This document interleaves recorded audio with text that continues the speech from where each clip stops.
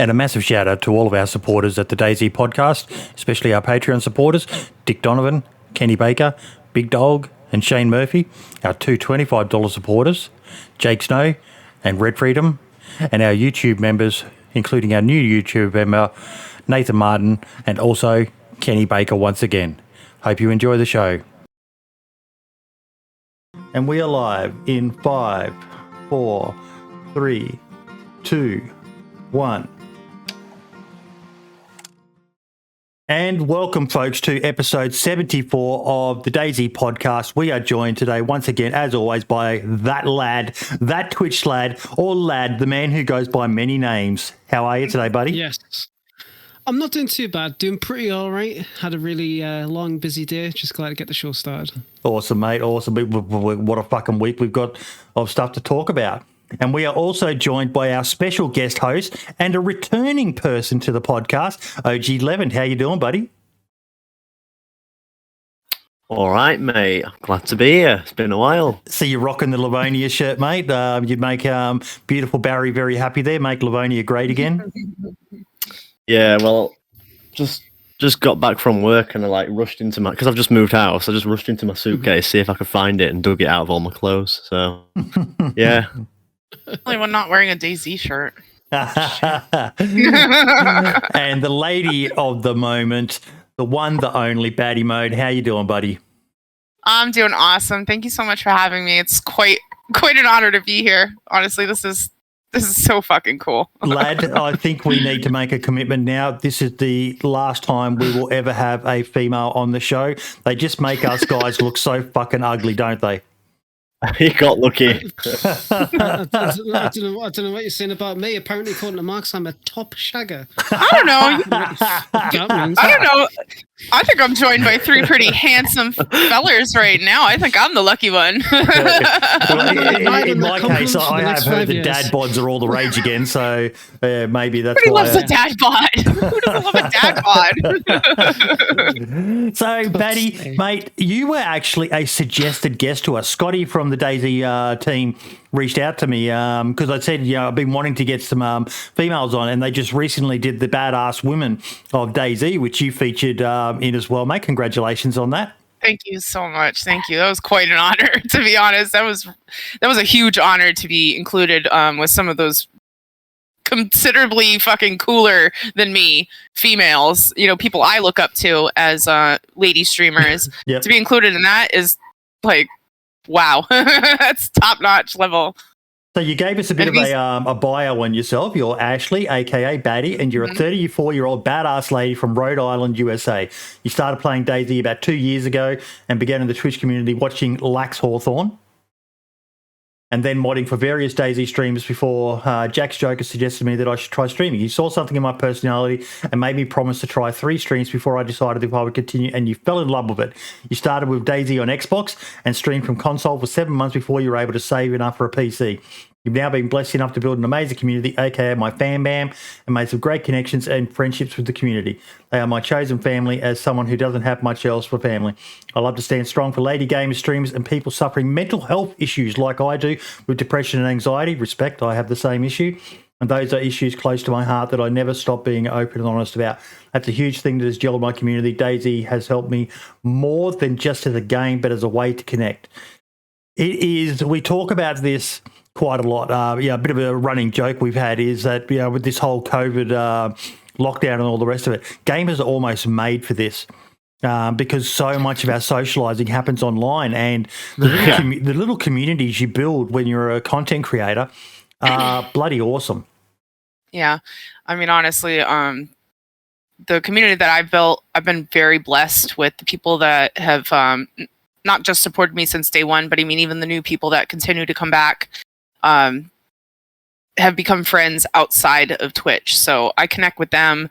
We talk on Discord, or we message each other, outside of just the Twitch, chat circle, or we run through the Twitch circles together, and we'll all go watch the same streamers. Let's go hang out in OG's chat. Let's go hang out in Benfruit's chat. Let's go hang out in Lax's chat. And you make friends that become family to you. And you reach out to them when you have those moments, those hard days. And as somebody with anxiety and depression, there's some days where I struggle to hit live, but I hit live knowing that if I go live, it doesn't matter what game I'm playing. I could sit there. I mean, today I was in a queue for an hour and a half, and I sat there on my chatting screen, and everyone hung out. My viewers were getting higher the longer I was on, even on a just chatting screen, just because people wanted to be there with me. So those people continue to support me, and they continue to encourage me, and they're the reason why I continue to hit live. Like DayZ, yes, I love the game. Don't get me wrong. I will continue to hit live on this game. But it's more about the community that I've built. I call them my fam bam. It's more about that, that and them and everything that they bring to me more than what I give to them as, content. Because I mean, to be honest, I'm not really that great at the game. To be fair, I'm not really the best DayZ player. I'm really not. I'm not out there PvPing everybody and like getting to all the cool spots immediately, because I get lost and I tell people I follow my spirit. Sometimes I'll follow pigs or I'll follow deer. Like I don't know where I'm going half the time. But being there with my chosen family, that's the reason why I keep hitting live every single time. And I love them. That's one of the weird things, OG. As a streamer, you see people posting it all the time, especially on Twitter, about that struggle to some days hit the go live button. It's quite exhausting mentally doing a stream, especially if you're a high energy streamer, OG. Oh yeah, definitely. Like I had like the first few years I started streaming, I had that, and I've sort of just trained myself to think, well, I'm going to be playing DayZ anyway, so just hit go live and forget that chat's even there, or forget that the stream's open until somebody does come into the chat. It's the easiest way to go about it, really. Or just, I think I've learned that playing alone on DayZ can also add to that stress. So if you find someone to play with, that's pretty much the only advice I can give, is find someone to play with so you're constantly talking and keeping your brain active. Otherwise, it becomes a bit of a drag.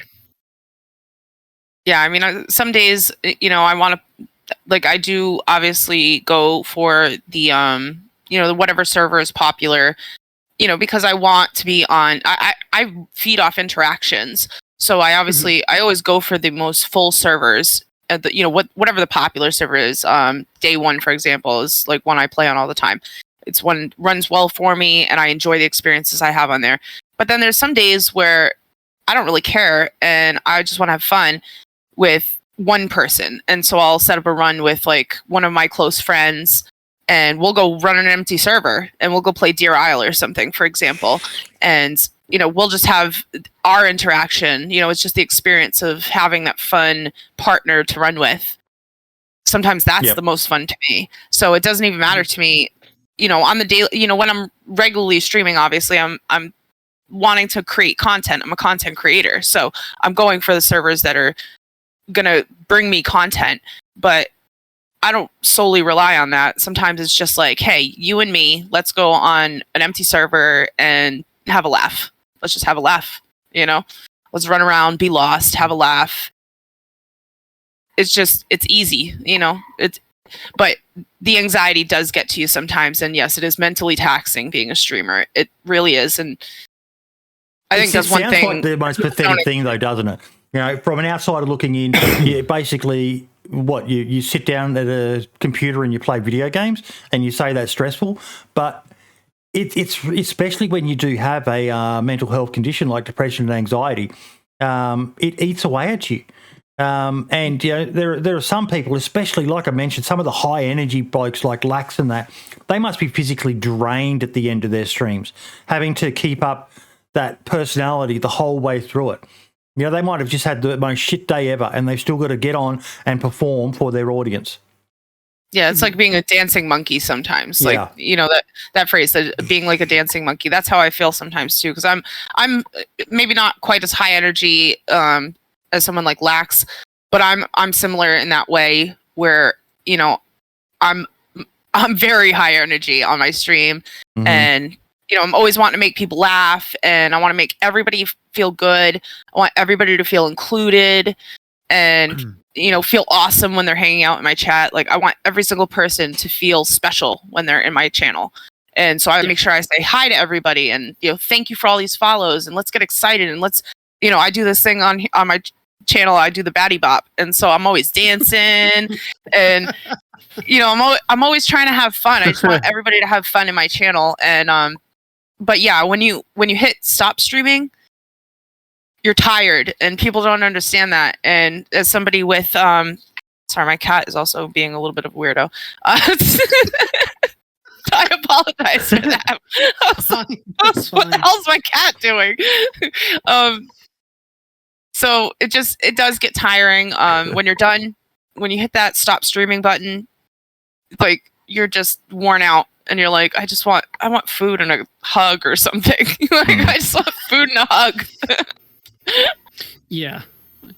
And I know exactly what you mean. Back when I used to stream, when I wanted to start actually getting into the streaming side of the community, it just it was all right. It was fun, but when you finished it, you were just absolutely physically and mentally exhausted. And I can count more times on my hands of the amount of times I just sat there in my chair for like half an hour just trying to recuperate, and I was just knackered.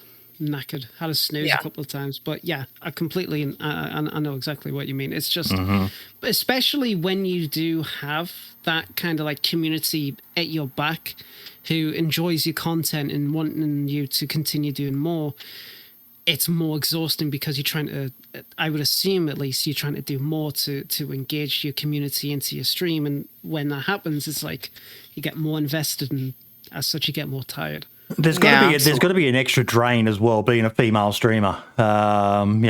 We've all heard it, we've all seen it ourselves. Some of the comments that are made to females when they're gaming, let alone streaming, that's got to play an extra part on the emotions for you. Yeah, I've definitely had some issues. I mean, not even just people that come into my chat. You'll get those random random new person that you can tell they're just trolling, but they come into your chat and they'll be like, "Let me see your tits," and I'm like, "This isn't OnlyFans, honey. Like, you're on the wrong site, dude. Like, that ain't happening here." Or you run into someone in game and they act dumb. Like, you can tell when a guy thinks you're dumb because you're a girl in game, and they'll be like, "Are you new? Are you new to DayZ?" And I'm like, "Oh no, dude, I probably have more hours than you do, and I know how to play this game just fine. I don't need your help. I don't need you to go loot for me. I can go loot myself. I'll probably kill you. Like, this will probably happen." I will probably. I say it all the time. Yeah, I say it all the time in game. I'm like, they call me baddie. They don't call me nicey. Like, don't play with me, because I will probably turn on you at some point when you start to act like an idiot to me. Like, if you start to treat me like an idiot, I'm gonna turn on you. I'll let you be a dumbass. Like, go ahead, go loot everything. Go loot the whole town for me. That's fine. Go loot the whole town for me. I'm gonna turn on you after this because you've treated me like an idiot, and I know how to play this game, and I don't need your fucking help for it. Like, I don't need your help.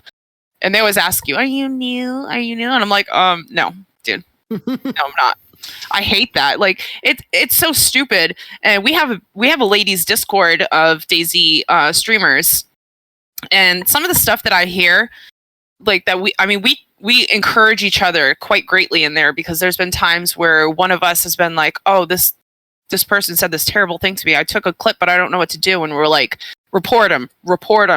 Because the more of those guys we report, the less of those guys that end up in the game. So don't allow them to beat you down. Don't allow them to treat you poorly. None of us deserve it. We don't deserve it as female gamers. It doesn't even matter if we're on stream. We don't deserve it as female gamers. We don't deserve it as streamers. We should be treated exactly the same as anybody that's on Twitch. Anybody. And I fear more for the future generation of female streamers and gamers. That's really why I'm so outspoken about it on my own channel, and why I've continued to be outspoken about it in any aspect, any platform that I have, because I have friends that have kids that game. females, little daughters, that are 8, 10, 13, and they want to get on Twitch one day. And I fear for them because of some of the things that I've been told, bend over, get back in the kitchen and make me a sandwich. I've been called call me, get back to the kitchen, bitch, and stuff like that. It's disgusting. And I report those guys every time. And I'm never shy to clip it, report them, shame them. I don't like that because I don't want to be, having this platform that I can make some change on and do nothing about it, and just like accept that that's just how it's going to be. Like, oh, I'm a girl gamer, so I'm just going to have to accept that. That's not how I'm going to roll. We talked a bit about it before the show, but I imagine one of the things that's made it very hard for you guys, you girls, is the hot tub meta on Twitch and how it almost feeds into the worst of male behaviour by what's the word I'm looking for? Basically making women just a thing, not an actual person, and objectifying us. Objectifying, that's the word I was looking for. And the fact that Twitch is allowing it, for a while they're almost encouraging it because it was bringing people to their site, and we all know that's an issue that Twitch has, is discoverability and getting new people to come to the platform. And then when they're seeing these scantily clad women bouncing around in hot tubs or dressed in lingerie doing unspeakable things to a microphone, then they see you, just a chick wearing a tank top, playing a video game, and they come in and they expect the same. And especially with the younger males who haven't matured enough, OG, this is it's feeding into the problem. Absolutely. Yeah, and I think as well is like it's just I was saying the accessibility of it's ridiculous. Just like how easy it is to get onto Twitch if you're a young, if you're a young child, how easy it is. There's no restrictions. I mean, you can watch streams without even having to have an account on Twitch. And the other thing as well is like everyone who's ever streamed on Twitch, especially DayZ, will know how hard it is to get your views up or to get any recognition on Twitch at all. And they do, like, especially lately, they've done barely anything to help content creators on the platform who are small to grow at all. But they'll happily market a hot tub stream on the front page happily. That's disgusting. Not a problem. Yeah. And the worst thing about it is that it's even content creators who have already got over half a million followers and who are already making a massive killing out of it. It's basically their career already. And they started off on games or by doing just chatting streams. And now they're doing it through hot tubs and Twitch are marketing it. And it just makes no sense. It's got to make it hard for you girls, Baddie. Yeah, I mean, I always call them, I make this joke a lot on my stream, but I call them the lips, tits, and lashes streamers. I don't like that aspect. Like, use your merits, use your skills, do something, and build your channel legitimately. When I started streaming, I started from Xbox. I streamed for 7 months from Xbox playing DayZ, which, I mean, if anyone knows console DayZ, it's not so fun. Like, it's not a great experience. And I did it without a cam. And I built a community, over 1,000 followers at that point, just on my personality without a camera on. And that's what I wanted to do. I did it by choice because I could have afforded a camera. I had the money to buy a camera and I didn't want one. I wanted to just build my community up in a legitimate fashion for with people that actually cared, that wanted to be there because of me. And once I got a PC, I decided to add the camera because I know I have a reactionary face and I like the sound alerts.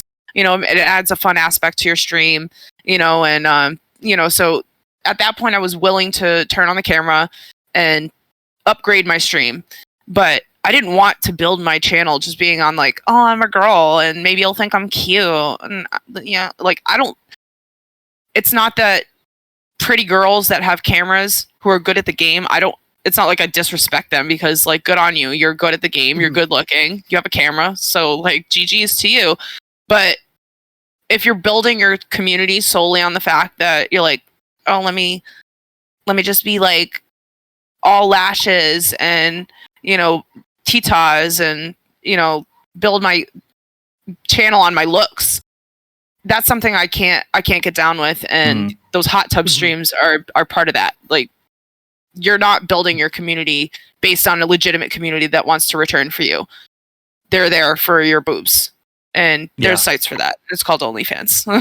You're on the wrong site. The thing is, as sad as it sounds, and as true as it is, that is what they're doing though. It's what they're going for. Like, they don't care. They don't want to build a community. They just do it because they get money. That's it. And that's the sad reality of it. And that's why it shouldn't be marketed, because they're not doing it because they're excited about, oh, I want. I've got no issue with getting that bag, but just do it somewhere else.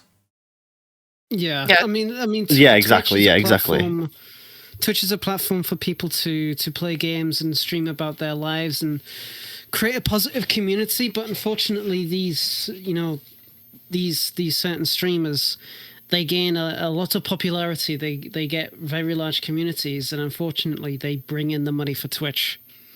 That's why they advertise. Twitch is going to continue to market them. It's going to continue to market to them, and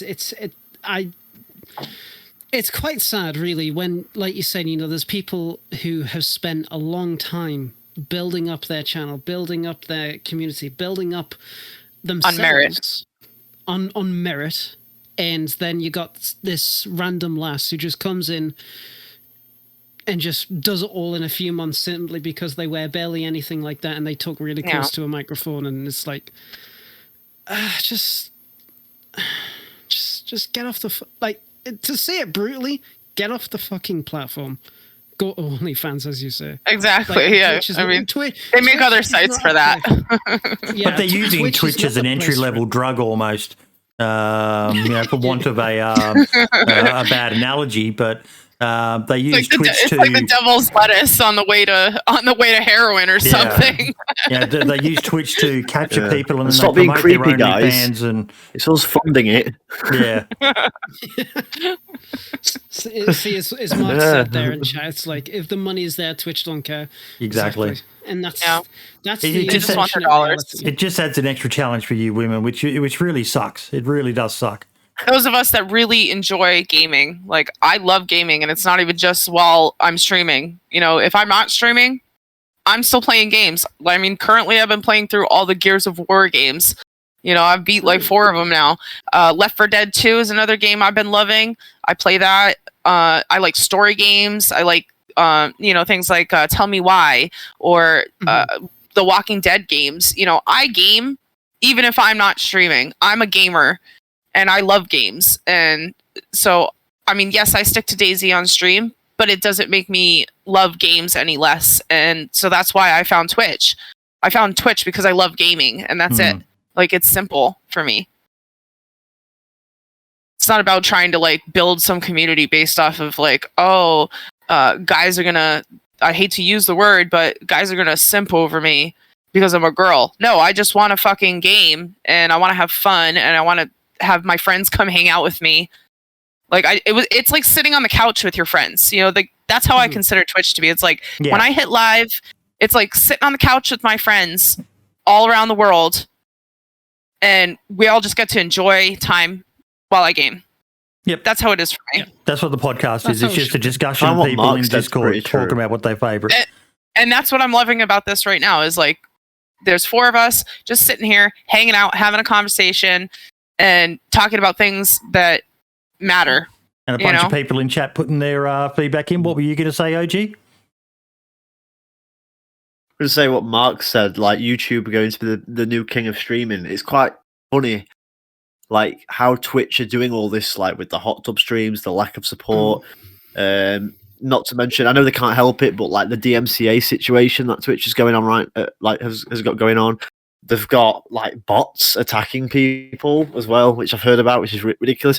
And YouTube is like a platform where you can make content, upload it to the site, and then your content is just there. I know Twitch has VODs, but they're a bit like hit and miss. Not everybody's going to see your VODs that are on your channel. They have to this all comes down to the discoverability. Whereas your YouTube content, Yeah, your YouTube content is constantly there, so you're always being branded on that site. So if you're gaining, you're probably going to gain subs a lot easier on YouTube than you are on Twitch. And then once you stream on YouTube, sorry, you that's doubling it really. So I think YouTube's definitely going to be the way to go, and Twitch shouldn't be doing this because they're at a massive risk, and they need to seriously consider their other options. I just handed back my affiliate status on my other channel, Boydie73. I'd been agonising over it for ages, and Marks will hate me for saying this, but there's a video that I share with people from a guy called Devin Nash, and it talks about, he's got quite a few videos on it. It's kind of ironic because he has partnered himself with Twitch, but he's actually boycotting them at the moment. Based on their behaviour of late, but it's why I started the second channel for the podcast, and I now multi-stream. I'll be multi-streaming on all of them because Twitch is a terrible, terrible platform for discoverability. YouTube is far better. And the hard part is, Twitch is almost like a drug. It has, the subscriber badges and emotes and hype trains and the bits and all the rest of it. Bits are one of the biggest scams ever, Baddie. Twitch is taking 30% of every dollar that a person spends for basically nothing. And the only reason they introduced it is they saw all these streamers getting donations directly to their PayPal, where 100% usually of the money went directly to the streamer.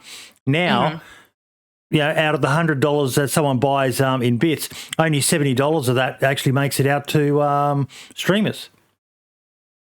It's ridiculous. I mean, donate via PayPal. Yeah, I mean, you gotta really hustle on, like with your bits, your merch, your subs. You're constantly having to like push, like, oh, you can get a free Prime sub every month, and make sure you sub to my channel, and sound alerts, and I mean, it's a constant struggle to try and make money. And this is my living. This is what I do. Like, I don't have another job. This is what I do. So every time that I open my laptop, get ready to go live, because I use that for my chat. That's my second screen. I open my stream manager, and you see like 1 or 2 subs drop off, and you're like, great, that's $10 extra. I'm not going to get this month.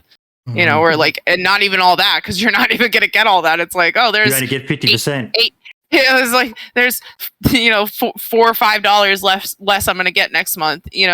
I mean, those of us that rely on this for a living, we're constantly pushing and pushing and pushing to make money, because how else are we going to live? Like people like Lax quit his job, to do this full time, and he's earned every sub he gets. He's the only person I've ever subbed to consistently since I've been on Twitch. It's been, 16 months now I've been subbed to him every single month.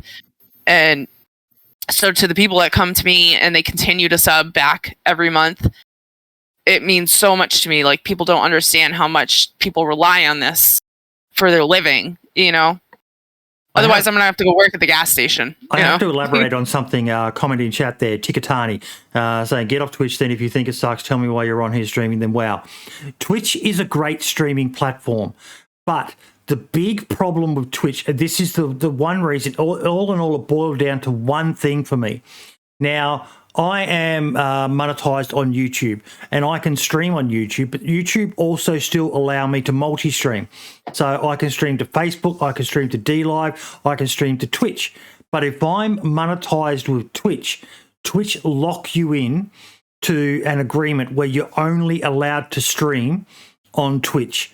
Now, you can go and do another stream on YouTube, but you can't multi-stream. Twitch, I mentioned it before, the problem Twitch has is discoverability. Now, YouTube, there are so many people going to YouTube to watch videos for fucking how to install a new toilet, to watch bloody Keemstar's Drama Alert or whatever.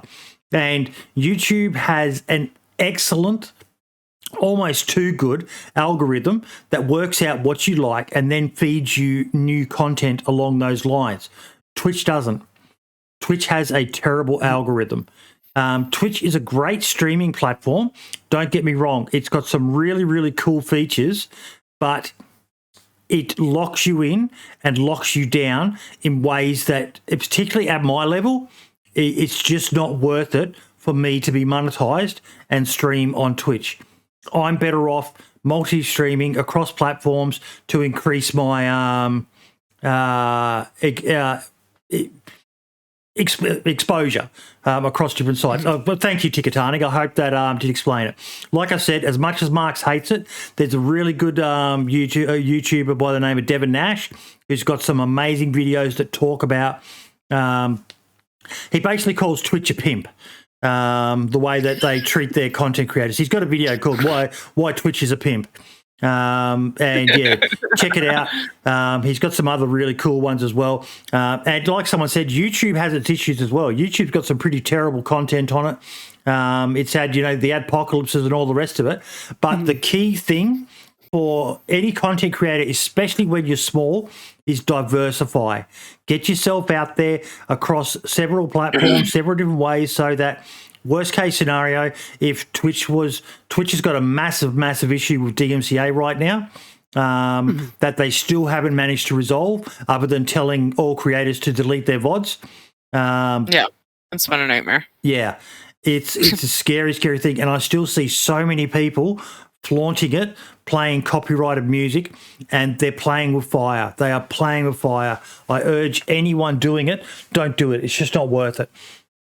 Yeah, I mean, I get nervous sometimes. Just it's like singing, like because I sing all the time. It's something that I've done my whole life. But I mean, I regularly in game, if somebody says something that triggers a song in my head, I'll start to sing, and then I catch myself, and I'm like, shit, am I gonna get my VOD muted by Twitch because I've sung the song too close to home, and they're gonna mute me, and that's scary, just to like be a person that just enjoys music, that just like enjoys being silly, and sometimes I just want to sing a song. I had a moment recently with another female streamer, Shazza. I'm sure you know Shazza. Awesome chick, and we had a really funny duet of Coolio's Gangsta's Paradise. Yep. And I just decided, fuck it, let's just roll with it. If they mute my VOD, they mute my VOD. I'll delete it. I don't care. I'm gonna enjoy the moment. Like, it's a compliment. You can sing. She did the rapping. I did the singing. Shazza's good value. She rapped like a boss too. I'm gonna say she killed it. She killed the game. It was fun. It was a lot of fun. But yeah, I mean, you get nervous, like, and that's a shitty feeling, is being in your own stream and having a moment where you're just having an organic, fun moment, and then you think in your head, oh shit, is this going to get me muted? Am I going to get in trouble for this? Am I going to get copyright struck for, accidentally singing a song? That's scary. Like, that's a scary thing. Yeah. It is. It's a constant dance, isn't it? It definitely is. I mean, it's definitely something that you have to worry about. I would assume on any kind of like platform that you stream on. And I think at the end of the day, you kind of, how would I explain it? You kind of choose the platform that best suits for you and best suits what you're trying to go for. Like Twitch, as you know, it is a good platform in a way for discoverability, depending on the game that you play or the topic that you do or whatever you present to the table. But the hardest thing, no matter what platform you're on, is how unique you are. Like when I first try to get into Twitch or streaming in general, I try to go at the idea of it's nothing special, it's nothing unique, it's just me, who I am, playing a game that I enjoy, and it got nowhere. No one watched, and it was heartbreaking at first, and then I started streaming DayZ, and I started talking about different things that I knew about it. This is before I got into modding, and then slowly over time people started watching, and when I got into modding, I was going to start streaming like my development, like what I do to create a mod, and then me piece of shit second monitor died. Oh. So, Rip. but tomorrow though, second monitor, fucking let's go, boys. It's Get back fucking into gonna it. be I sweet. think there needs to be more people streaming this modding side of DayZ. You know, I remember when Inclement Dab was doing it. I know Dumpgrad's been doing it. John McLean mods all the time with his Deer Isle. And there are people who go and watch it. It's never going to be, you know, Lax Hawthorne, Smoke, Running Man levels of popularity. But for those who are interested, there's definitely a market for it. And you're a very personable young man. You know, you've got a good camera presence, so I'll definitely do it, mate. Camera is beautiful, by the way. Might I just add that you have your camera? That's some crispy shit. You got some crispy stuff going on there, bro. It looks great. All right, okay, so fun fact, because obviously the first time we met, my old webcam, it was like a Microsoft HD god knows what, right? I got it like nearly a decade ago. And I thought, oh, this is fine. It's pretty all right. I'll just put some filters on. It'll look good. No, everybody in XDK started taking the piss out of me because it looked like the quality of a PlayStation 2 webcam. And then when that started rolling in, I was like, right, I need to get something new. So I did. Thank God for that. And, you know, people are liking it. But yeah, it looks great. Multi-stream it as well. Like Scarl Speeder said, make sure you VOD to YouTube as well. And if you stream to YouTube at the same time, it'll automatically record it, and you can just hit go live on it in public, and it's there for people to look back on as well. I would multi-stream, but I am an affiliate with Twitch. You can hand it back. I have Right, been tempted. I have been tempted. I'm still deciding on it because of obviously what we've been talking about and what you've been doing, Boydie. But it like I said, it goes down to what platform you prefer and what it offers you. And right now, without doing much research, Twitch is where I would stream. But if it turns out that YouTube is better, not only in terms of discoverability, but like how do you explain it? I wouldn't say simplicity, but in terms of how you can actually make money. Because I mean, yeah, streaming is all well and good, but at the end of the day, if you can make some money from it, you're gonna fucking do it. At least upload the VODs to YouTube. Yes, I will. I'd like to see like how someone's progressed with YouTube, like streaming on YouTube, but without having any content on their YouTube channel, like videos. Because the only streamers on YouTube that I know of are the ones who actually have videos. I don't know if that affects how discoverable you are on YouTube. That's the only thing. Yeah, that's probably the only reason why I, at the moment, wouldn't move over there, because I don't know if I'll stream over there, but I don't want to have the burden of having to come home and sit for hours and hours and on end trying to record content for YouTube. I can't do that. So. Yeah, and that's it as well. It's like, you know, if you do stream on Twitch for so long and then you decide, you know what, Twitch isn't for me, I'm going to migrate over to YouTube. What's the actual guarantee that every single one of your dedicated viewers are actually going to move up with YouTube? Yeah, not that much, because it's taking Twitch a risk. is easy. It's definitely taking it's easy a risk, to just go on there, just hit a little somebody's stream. You get like a list of everyone you follow. You just pop on somebody's thing. You know, it is easy. And with YouTube, you gotta either hit the subscribe button and continuously make sure you're getting notifications. You gotta tap a bell, make sure you're getting notifications. And then you gotta. I mean, it is more work. I mean, it seems like more work. And as somebody, I previously had a podcast that was live on Twitch. I used to have one, and we used to upload it to YouTube as well. And it got no views. Like it never got views. I was constantly having to pick the right tags, make sure the description is right. There's so much more involved, and it's nothing against YouTube, because I love YouTube. I mean, I'm a dedicated YouTube watcher. I watch Husky videos most of the time. I watch Husky videos like 3/4 of the day. I love it. Dog. Yes, Sherpa the talking dog. And but there's a lot more that goes into uploading a YouTube video, and I spend a lot of time doing that. After we finished recording the podcast live. And then also you have to wait a dedicated amount of time, because you're not you're not allowed to upload from Twitch. Once you're affiliate, you're not allowed to upload to any other platforms for a certain amount of time. 24 hours. And then you got to, Yeah, 24 hours, yes. And then you got to, put in all the tags, a description, and it takes like hours to upload. Like I can understand why people go to Twitch because it is much easier. Like it's a much easier platform to just hit go live. People listen. Your VOD's there for a couple of weeks, and you're done. It is easier, but yeah, is it better? I mean, it depends, really. Depends on you. Kind of get one of these like, and I don't know. The video that I mentioned, he talks about always start off multi-streaming and work out what's going to be best for you. Where the problem is when people go only straight for Twitch, then they never get the chance to test these other sites and whether one of them is going to be better for them. But yeah. Okay, we need to move along because chat is getting antsy and they want to talk about 1.14. How freaking good was the tease video?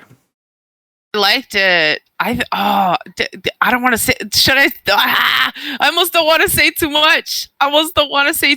But are they going to add some radioactive shit? I'm just saying, like, I think they're going to add some radioactive shit. This is going to be so cool. Like, how cool is that going to be? Oh, it's brilliant. I was at work. Like, the work was dead, so I was just on my phone doing whatever, and I saw the teaser, and I was like, Oh, this is so fucking cool. A teaser already? It's only been a month and a half. Oh, fucking great. And then I noticed the magazines and I was like, wait, those aren't file mags. And I was talking about it on Twitter. Like if anybody here if anybody follows me on Twitter, you'll see that I was talking to Mike Doherty and a bunch of other community members there. And I had a look at the files. It's definitely a FAMAS magazine, which means that, how Boydie, we showcased the previous, the animation last weekend. They've definitely taken full advantage of an animator. We're getting a fucking FAMAS, boys and girls. Bullpup. That's the thing for those who aren't gun nuts. Yes, I know that there is Mark's did a good video, which we'll be talking about later, showing custom animation of the bullpup, but we're getting one done professionally by the DayZ dev team, which is going to make a lot of modders happy because they're going to have a proper one that they can use for any other bullpup weapons, the Groza and the Org and so on. So, yeah. But there was a lot of chatter about those magazines. People... that's if it is the FAMAS, but you're confirming it is based on the files? Yeah, I mean, the files, okay, so the files, the texture, so the model is untextured, but everything else about it is working correctly. The only thing that is kind of it's missing in terms of textures is the file path to the FAMAS. Now, the mag has been in the game files for fucking ages. And the last time I checked it, it was literally just a rectangle with that kind of shape. Nothing, no details, no anything like that. But now it's fully done up. It's just missing the textures.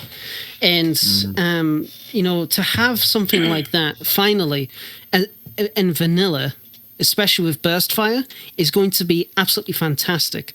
Yes, sure, it's going to be another 5.56 weapon, but the fact is that the modding community can now natively take these animations and adapt it to other different weapons like an F2000, L85, a TAR-21, other kind of bullpup weapons is fantastic.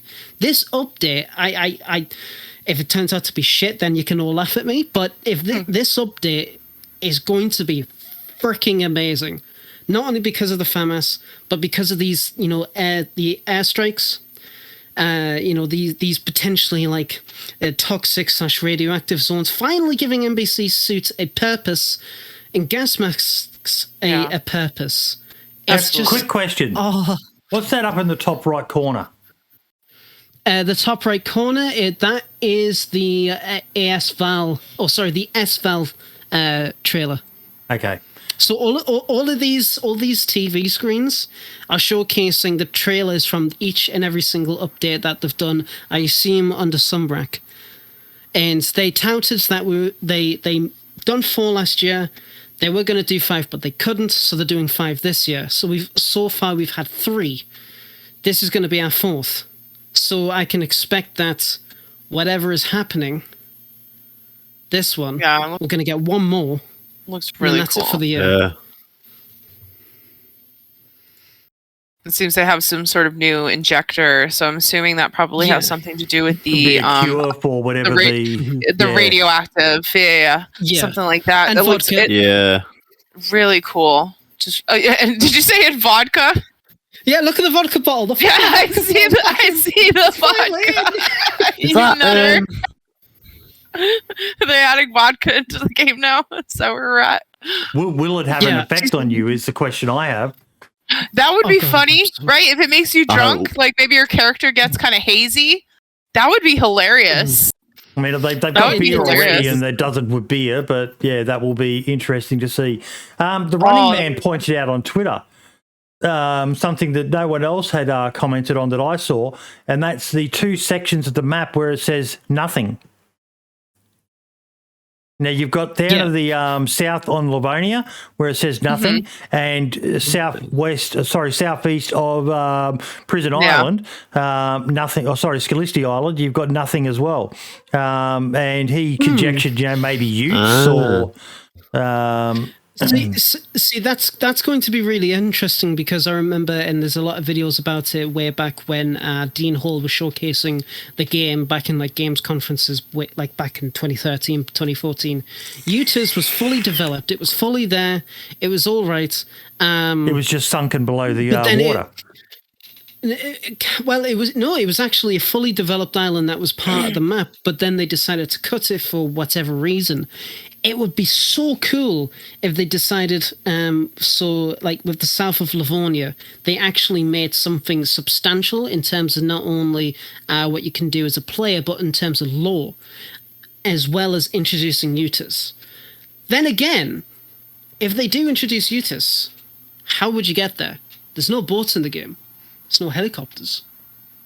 So very strange, but Running Man's got a good point. Like, why would somebody just write nothing? Question mark. It's going to be very weird. Because there's absolutely fuck all at the bottom of Livonia. I mean, there is, but... as you say that as you wear your Livonia shirt. Yeah, I got it for free. Okay, Timples gave it me for free. Yeah. But what I really like mostly about this video is not only what the content it's showcasing off there, it's the fact that the video itself is really enhancing the lore, so to speak. Yes, it's just a trailer, but the fact that there is some group out there, some entity, maybe a government body, is developing a way to actually combat the infection. It's kind of solidifying, right, what is actually going on? Is it just South Zagoria, or Chinaris that's locked in with this infection? Is it everywhere else? What's going on? It's really, really interesting, and I know it's probably never going to get expanded upon, so I don't know why I'm fucking talking about it, but it's still really fucking cool. Yeah, it does add like a cool, mysterious story element to the game itself. It adds that kind of like storyline type situation to it. Yes. It's enticing. It is. It's enticing. It really is. Yeah, I'm excited to see. I watched it. I don't know, right after my stream today, this morning, and I was just like, give me some new stuff. Jad has said here, has no one suggested that the artillery sounds will no longer just be sounds? In the red highlighted areas, they could be targets where bombing is a random event equals new environmental threat. I have seen people say things along those lines. I saw one comment where they suggested maybe it's going to be a nuke is fired by our artillery shells or gas dispersion or the thing that people need to be aware of is this evacuate, leave, only warning. What do you think they mean by that, folks? It's hard to even speculate at this point. It's just excitement. You have to think about when the map is actually being shown, though, because, does anyone know whether or not these maps have just been drawn by a survivor, or if they're maps that have been found pre-outbreak? So, you don't know that stuff. It could just be stuff that's, And just it could every be like little thing on the drawing desk is like a before. little, like everything on the desk too is like little clues, little hints. It's like, oh, there's this gas mask, there's this vodka, there's the mags, there's little things circled, and you just gotta, you're left to just speculate. You're just like, what does it mean? The way that I see it in terms of that question. So talking about lore-wise, yes, it's probably like the key locations of like certain aspects of the infection or whatever. What I'm really surprised with is that there was not a red circle around Kamenka, or is it Kamensk, right at the north middle section where they've got the pit. Yeah. That would be a good location to bloody bomb the fucking shit out of, considering the corpses in the ground. But that's besides the point. I do believe that those two locations would be really interesting for artillery barrages of some kind, but at the same time, that circle on the upper right, the northeast side of Chernarus, is Berezino. Why would they bomb a starter location? You would expect it to be somewhere a little bit more inland. Yeah, common spawn. So, I thought it was the ship, me. what, Riffy? I mean... Yeah, Rifty, yeah. That's what I thought it was. Yeah, actually, that is a good point. That is Riffy. That is Rifty. That was the first thing that I saw when I saw the trailer, was that circle highlighting Rifty, and I thought, what could they possibly want with that boat? It's been there for ages. Yeah, I mean, I can't speak for Livonia because, quite frankly, I have not played enough of it. But it's definitely going to be interesting how they go about this update and what they do. I can already guarantee there's going to be quite a lot of Chernarus servers they're going to disable it, which is going to be a shame. But I really hope there's a lot of servers that try and give this a chance. It's something new. It's something great. I'd love to see Chernarus pop up again. Oh yes, like the artillery sounds have been in since 1.13, and when it all came out about these sounds, I talked about how I wouldn't be surprised if in the future that they'll actually implement these artillery properly, and well, there you fucking go.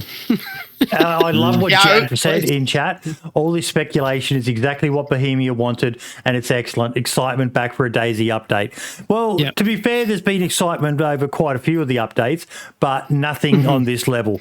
This looks like a whole new change of what we've come to take from DayZ. Now, I do know that some servers have got toxic zones, rad zones, whatever, already, but what a lot of people have got to remember, and Baddie, I'm certain you'll have opinions on this, don't forget the console people. For console, this is going to be groundbreaking. They are going to lose their shit over toxic clouds and radiation zones or whatever this turns out to be. Absolutely.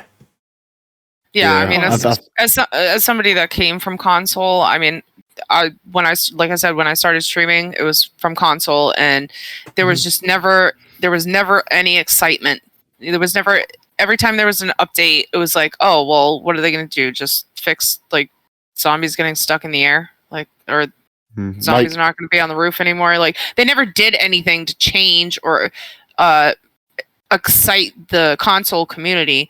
And I'm sorry, there's a lot of people on console that can't afford to get on a PC right now, and they deserve to have some sort of changes too. Probably more people playing on console than there is on PC.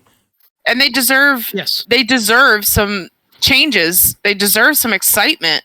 I was stuck on console way longer than I wanted to, and they deserve it too. They deserve some fun, something new, something to be excited about. So this is really cool for console people as well.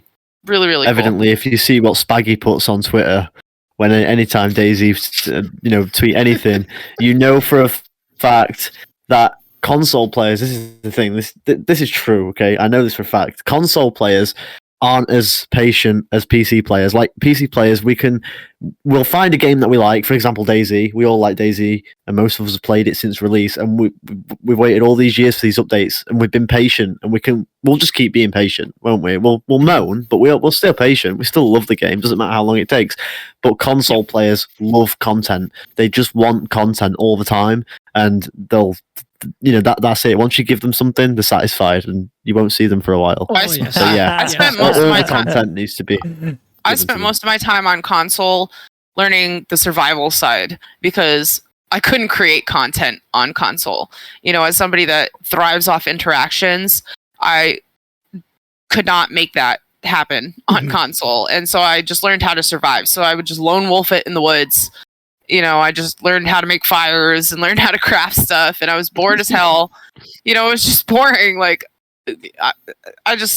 and console players deserve something. Throw them a fucking bone. Throw them a bone. Are you guys watching me shared screen? Yeah. Yes. Yeah.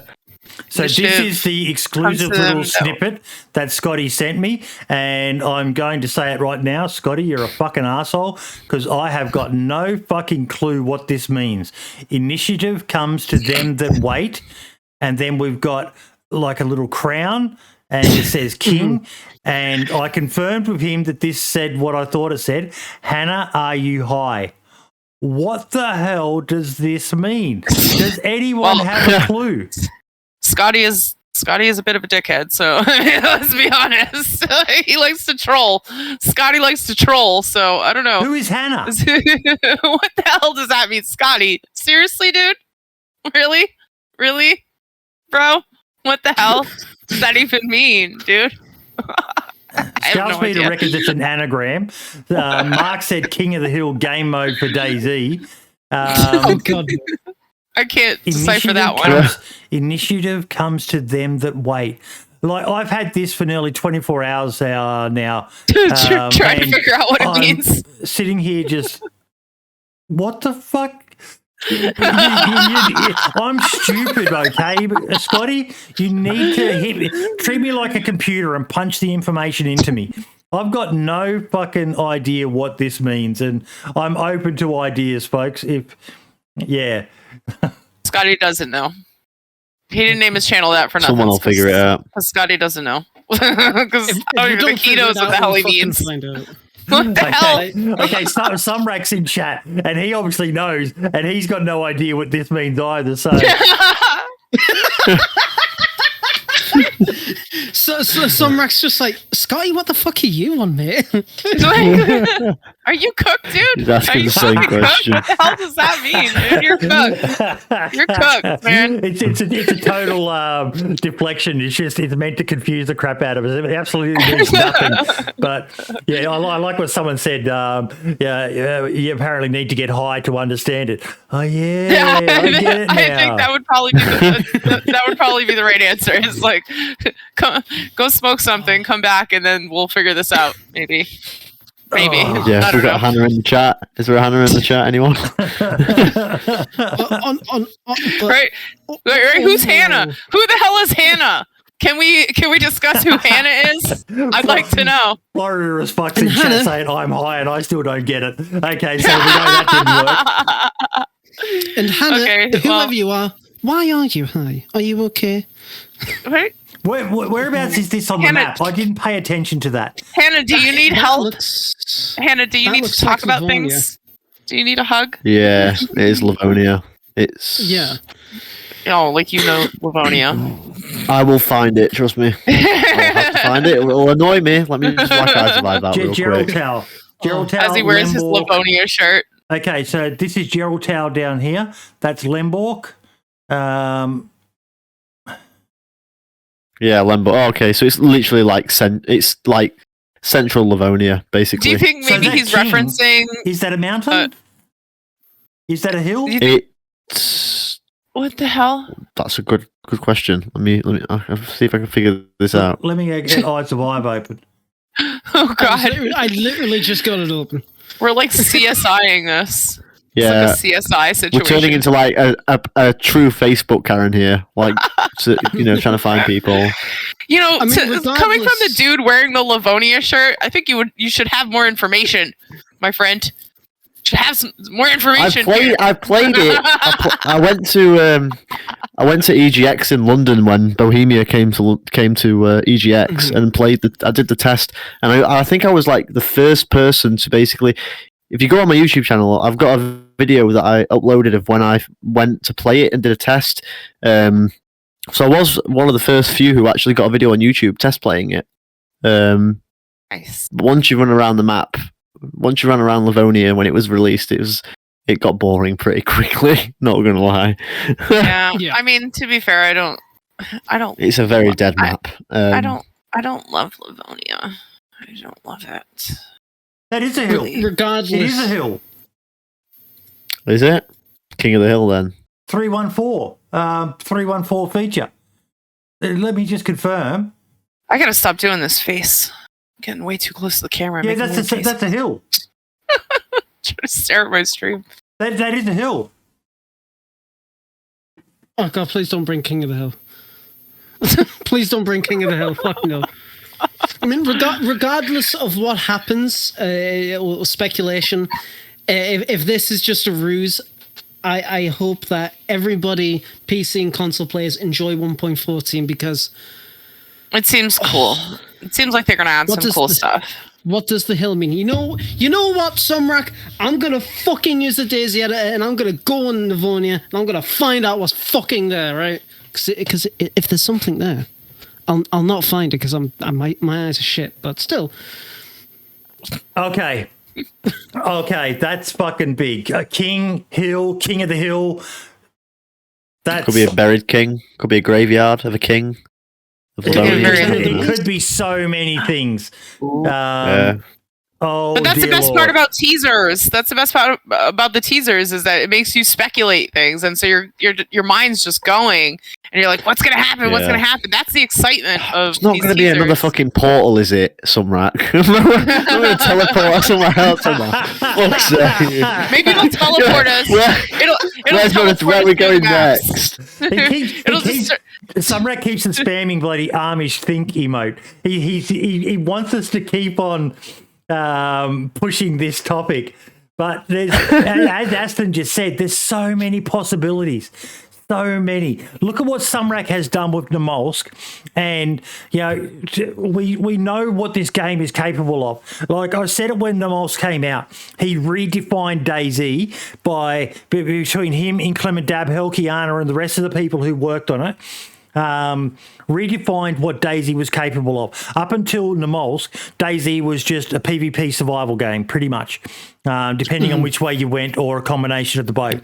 And then Namolsk came out with the extra frost resistance, and then the event and the orb and teleportation, and everyone was just like, wow, I didn't even realize this shit. And God only knows, they're proving with this 1.14 Ts, they're prepared to go away from the conventional law of DayZ. And as much as I'm a massive proponent of the old school law, I can't help but be excited at this new stuff as well. So that's awesome. It's gonna be That's cool. awesome. Yeah, I'm excited for some new stuff. I will be logging onto Livonia with 1.14 and going to Hill 314 and checking it out as soon as experimental goes live, just to see if there's anything there. Maybe there's going to be an Easter egg in the game. Who fucking knows? But yeah, Hill 314, folks.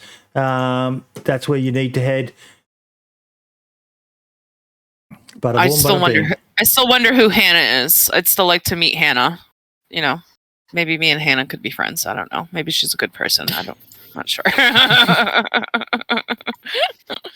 No, it was a really cool teaser. So I'm excited to see what happens. Thank they you, bring to whoever the said game. King of the Hill in chat as well, or King of the World, or King of the Hill here, because I hadn't put that together. I saw the King thing and it just didn't make sense to me. And then it was, hang about, maybe King of the Hill. Marx is opening up Photoshop right now, getting that thumbnail ready. he's already fucking on that boy. Yeah. Well, you can pay me to do it. I'll do it for you. Tell me. What's the location of the hills, DanceofJesus? It is...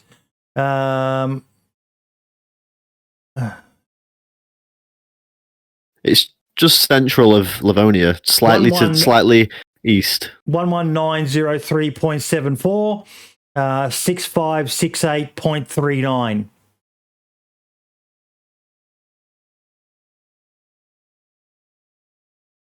Okay, Coordinate? it did copy.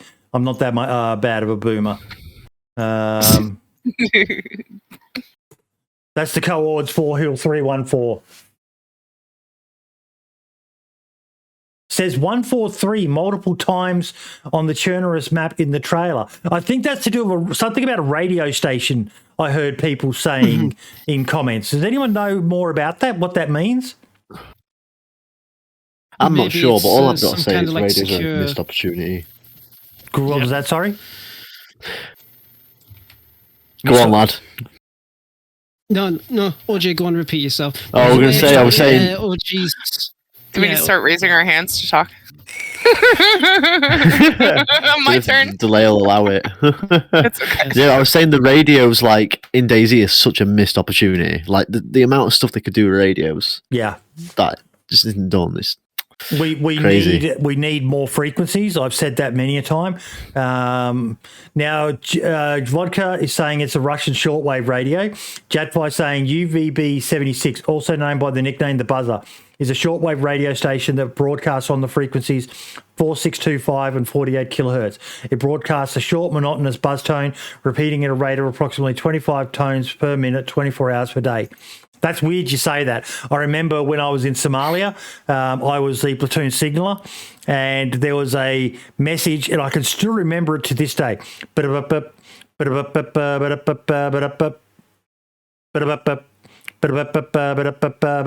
it just kept on going. And I had to wear a headset with a speaker on, and I heard this fucking thing for the whole time we would be out on a patrol or something. Just this frequency coming in, and it, yeah. Oh. Driven me nuts. Yeah, like they could hide so much lore stuff through the radios, so much creepy. Like, imagine if there was so many radio frequencies as well. Like, it'd work really nicely because then players could just choose a frequency that they want with their friends, and there's an unlikely chance it'll get hijacked. And then there could be like that odd frequency that people find that's playing like some really creepy noise down it. You know, I don't know.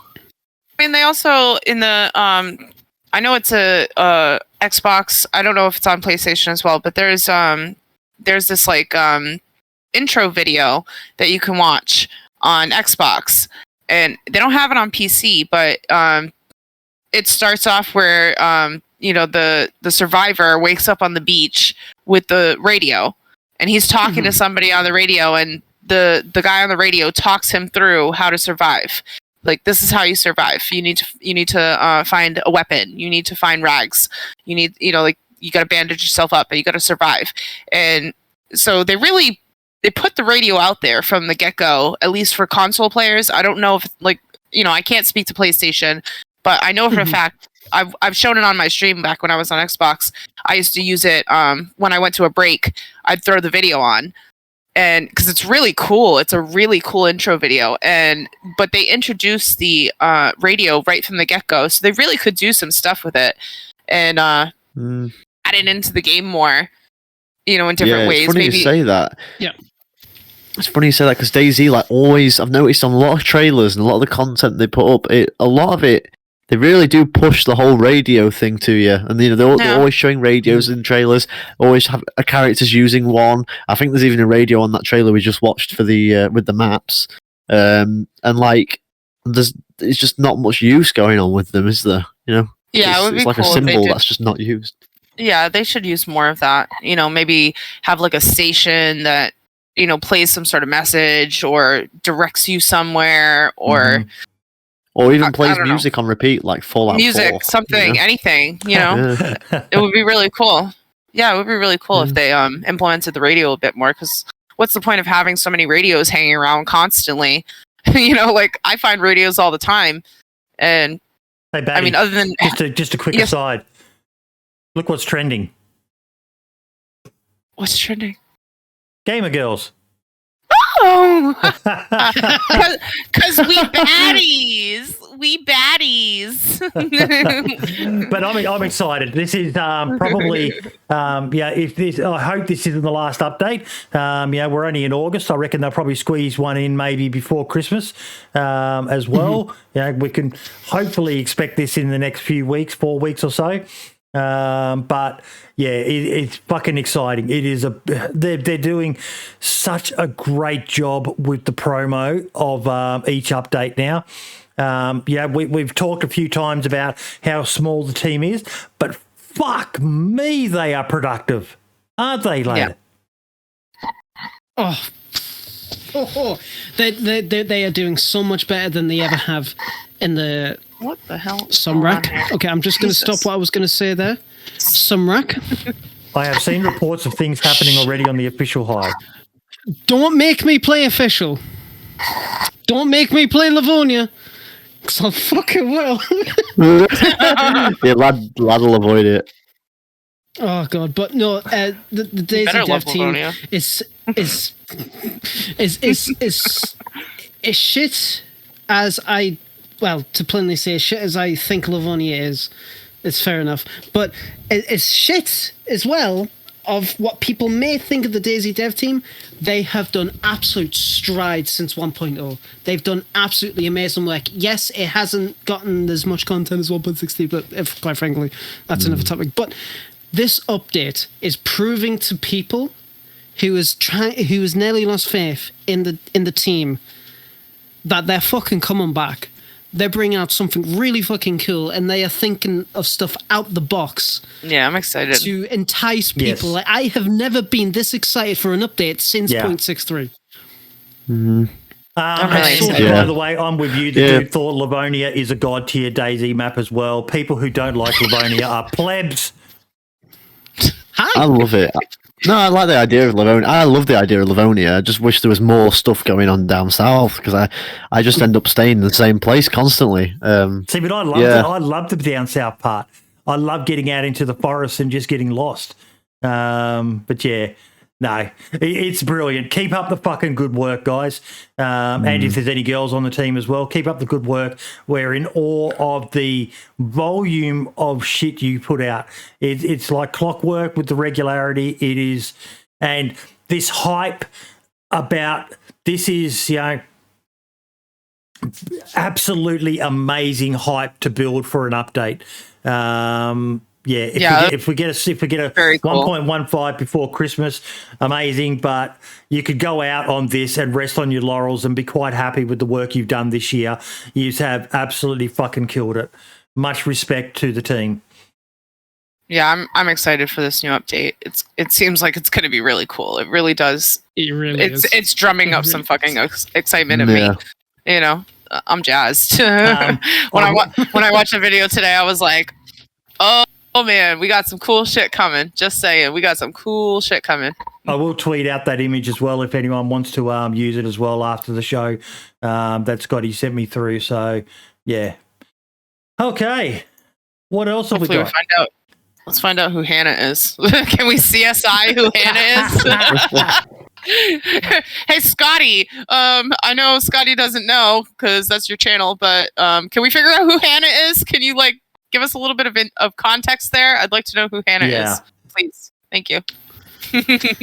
Now, last week we talked about the 0.62 map that DanceofJesus has been working on. And we actually had some pretty interesting feedback from people on the video. Let me just bring it up. View on YouTube.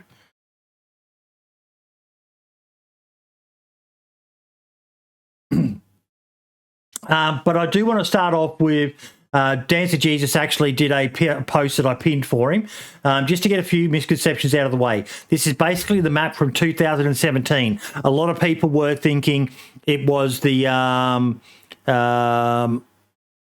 original DayZ standalone map with blue square, triple yellow in Cherno and so on. It's not. This is the 0.62 version right before 0.63 went live with the new Northwest Airfield. So it's got the new Miskino 10, sadly. But what's this about the movie Hannah? Hannah, the first actual put-in trader. I think they're trying to CSI who Hannah is. Hannah Montana. Got any hacker man in the chat? But yeah, I'll go back to what DanceofJesus said. So the only thing that changed since Chernogorsk, Northwest Airfield, and the west side of the map where a few villages and isolated houses were added since 1.0. Other than that, it's the same map as of today. Forests are the same, enterable buildings are the same, textures are the same, etc. And it also has advantages, especially if BI accept that this can be uploaded. People can move the terrain and have much more freedom to make custom locations. To give you an idea, idea, we could make a version where the water level is 5 meters above the current sea level, flooding all the coastal towns, or add a new mountain, etc. Even better, could expand the whole map and make it bigger. So that's quite exciting. Regardless of the fact that it's not the genuine old school map, it's a lot of people were very hyped about this, especially, and I carefully selected the thumbnail for this one, the old Northwest Airfield. Not the old Northwest Airfield, but the old Northwest Airfield with all the hangars. And I agree with comments that were in chat here that the new Northwest Airfield has so much more going on. But the old one, and I know it's nostalgia and rose-tinted glasses, but the old one, man, the PvP was so much fun on there. I mean, yeah. Well, see, go on. I'll let everybody else talk first. Oh, I need a break from Sorry, this whole no, for shit. fuck's sakes. The official DayZ account's in chat. True detectives will find out who Hannah is. Certainly it looked like you had something to say there. I mean, I never really played DayZ quote unquote properly back in the day. When I really got into DayZ, I used to play on DayZ RP all the fucking time. It was my shit. So all of these stories of like how people had like really cool stuff in really cool stuff on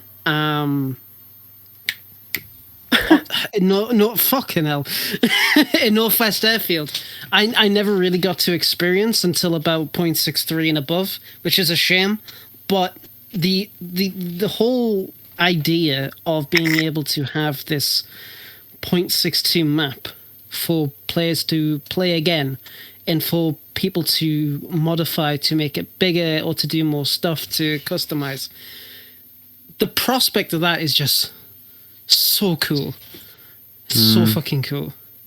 I like that Boydie is aggressively Look what you've done, Googling Scotty. Hannah. Have you seen this? Scotty, what the hell, dude? Just tell us who Hannah is so that Boydie doesn't have to aggressively Google Hannah DayZ. Hannah DayZ standalone. Like, he's going through every option of Google search to figure out who the fuck Hannah is. Who is Turn Hannah? into a Facebook Karen. I did have to laugh though that there's an actual profile called Hannah DayZ on. I don't want to click on it in case it's someone's personal. Please don't click on it. Yeah, Please. Oh my god. that makes me laugh. Scotty's gonna get a really bitchy message later. Tell you what, I'll go on that dude. Facebook profile and tell you what it is. I'm gonna be like, dude, who in the hell is Hannah? Like, you can't leave us all wondering. You cannot leave us wondering who Hannah is. Hashtag who the hell is Hannah? I want that It's not on cool. Twitter. Hashtag who the hell is Hannah? Yeah, there we go. Hashtag DayZ. Hashtag who the hell is Hannah? The rest of the podcast is screwed now because every 5 seconds someone's going to put something in chat about who Hannah who's is. Hannah. That's all we're focused on is who the fuck is Hannah? Scotty has ruined this for everyone. He's ruined this for everyone. Now we're just laser focused on Hannah. Laser focused on a person we don't know who they are. Like, this isn't cool. Well, it doesn't even exist. Hannah season 3 now shooting in Prague. It gets deeper. Oh god. Oh god. This has gone left. Well, I say that almost every one of my streams, so I guess it only makes sense that as the guest I turn this podcast left. Boydie clicking on links like Hannah does DayZ, and next thing you know, the channel is banned from terms of service. Oh dear Lord, chasing Hannah. We are aggressively chasing Hannah. Oh my goodness. Sorry, Hannah, we don't mean to freak you out, but if your name is Hannah and you have anything to do with DayZ, your life has just become a fucking living nightmare. Everyone just likes stalking the dev team. What do they mean? What does it all mean? Blame Scotty.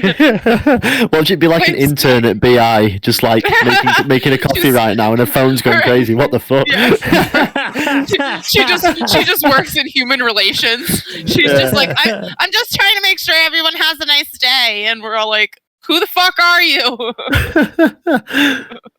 Oh my god. This is ridiculous. Poor Hannah. Who is Hannah? Jesus. Oh my gosh.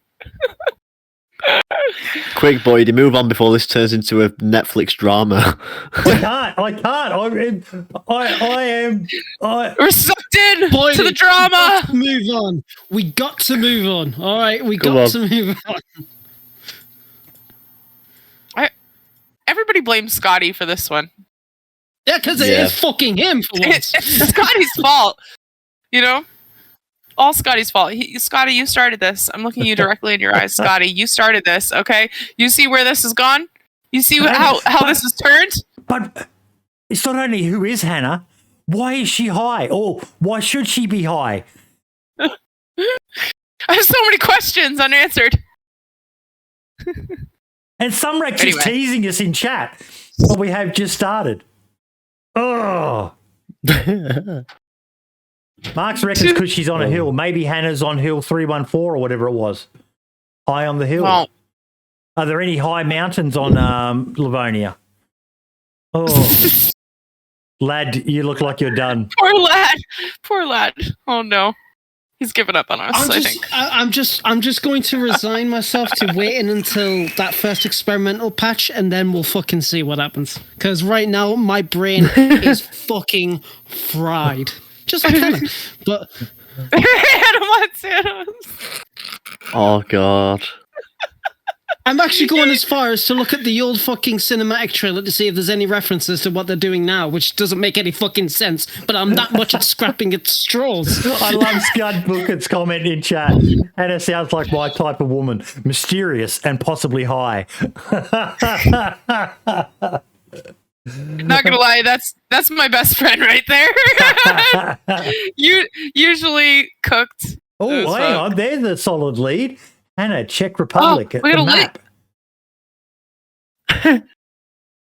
Okay, no. We've got to move Oh, on. no. We've got to move on. We Okay, can talk about okay. this later. Oh, my God. We'll figure out who Hannah is. We'll figure it out later. Oh. We'll just have to figure it out later. CSI. Is there a location on... oh, no. Move on, Boydie. Move on. Moving on. Anyway. Okay. This is a serious topic that I wanted to talk about. Okay. We touched on it last week. Monetization and DayZ. There is so much confusion around this topic, lad.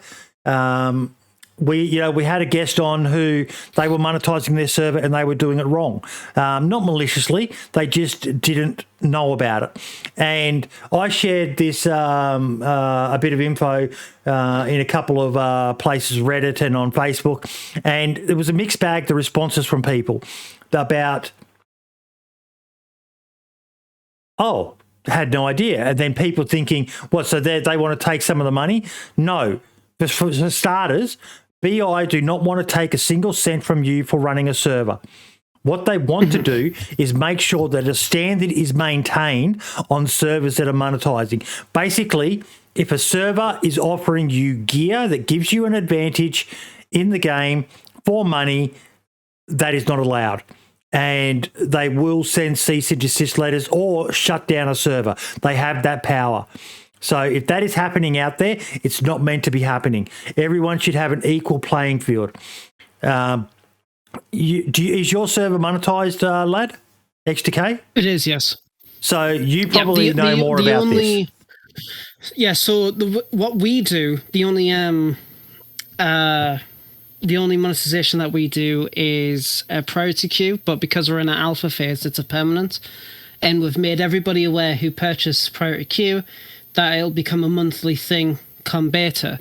That's one of the ways that we do it. That's one of the way, well, pretty much the only way that we make money to keep up with server costs. Obviously, we spend a little bit of our own money keeping everything up and running and whatnot.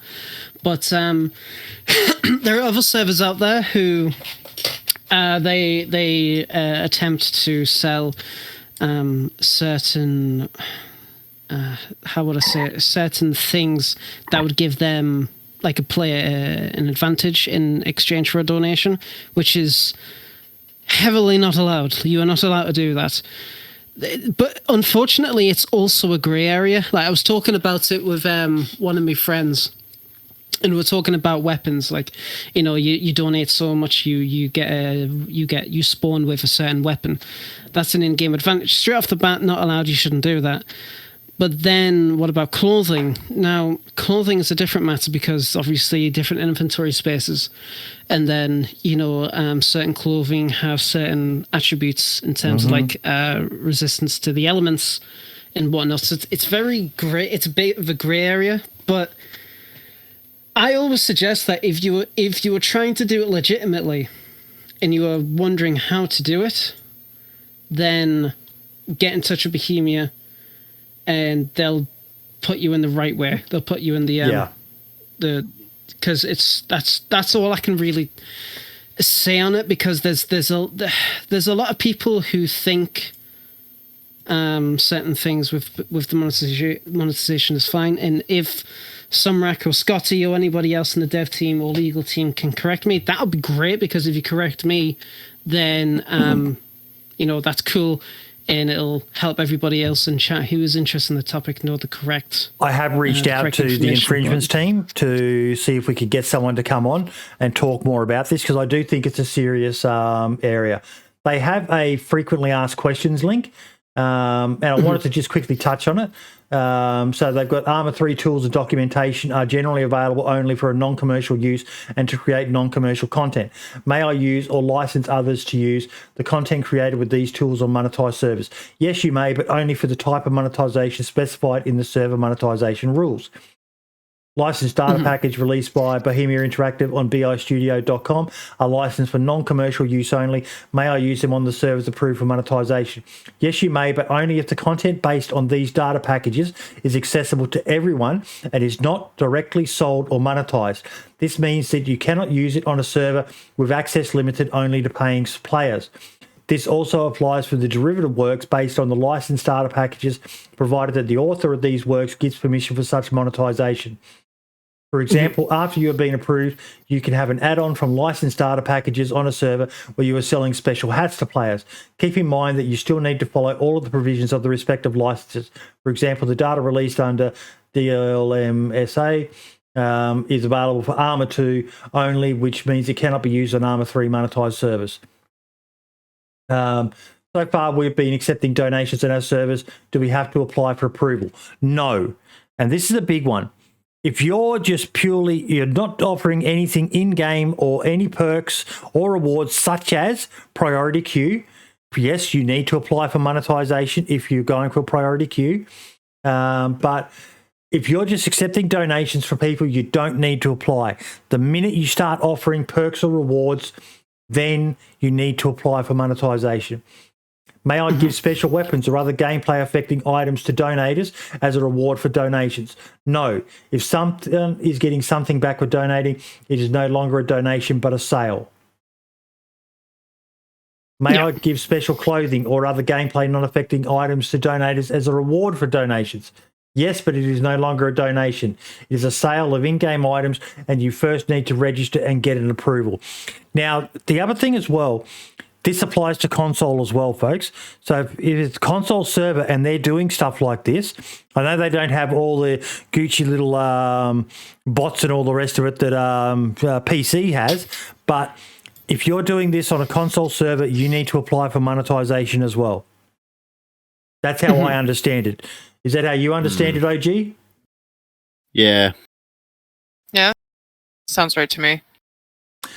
What is the difference between donation and monetization? What is allowed and what has to be approved? Donation is a voluntary gift without any counter value. You do not offer any perks or rewards for such donations, and players do not expect anything back. This is allowed and does not require our approval. Monetization happens when players, unlike with donations, receive some kind of reward or perk for their money. This requires our approval. Some examples of allowed rewards are perks or perks which do not affect gameplay, e.g. custom textures, skins, forum badges, reserved slots, product placement, in-game advertising, and sponsorship. You can also sell in-game items which do not affect gameplay in any way, special hats, design shirts with logos, etc. Generally, everything cosmetic is allowed. On the other hand, perks and rewards such as providing in-game money, weapons, ammo, vehicles, discounts, vehicle spawns, housing, and any other gameplay affecting features are not allowed and will not be approved. The key thing there is gameplay affecting features. So like the example from last week, in my case, they offered me a knife and a backpack and clothing that, like you talked about, lad, that clothing would have given me an advantage. Gameplay affecting features. Yeah. Yeah, that makes Exactly. sense. And it's, yeah, exactly. I mean, there's a skill Speeder was saying, there's that you got to have a website with all the rules as well. And with monetization, you've got to meet a certain amount of requirements before you even become monetized, which is great. But a lot of not a lot of servers, a small minority of servers, I should say, once they get monetized, they just go with it. And they know that people won't report them. And it sucks because the more that this becomes a problem, the more that it's just, how would I say it? It's normalizing it. It's normalizing the bad behavior. Yeah. Exactly.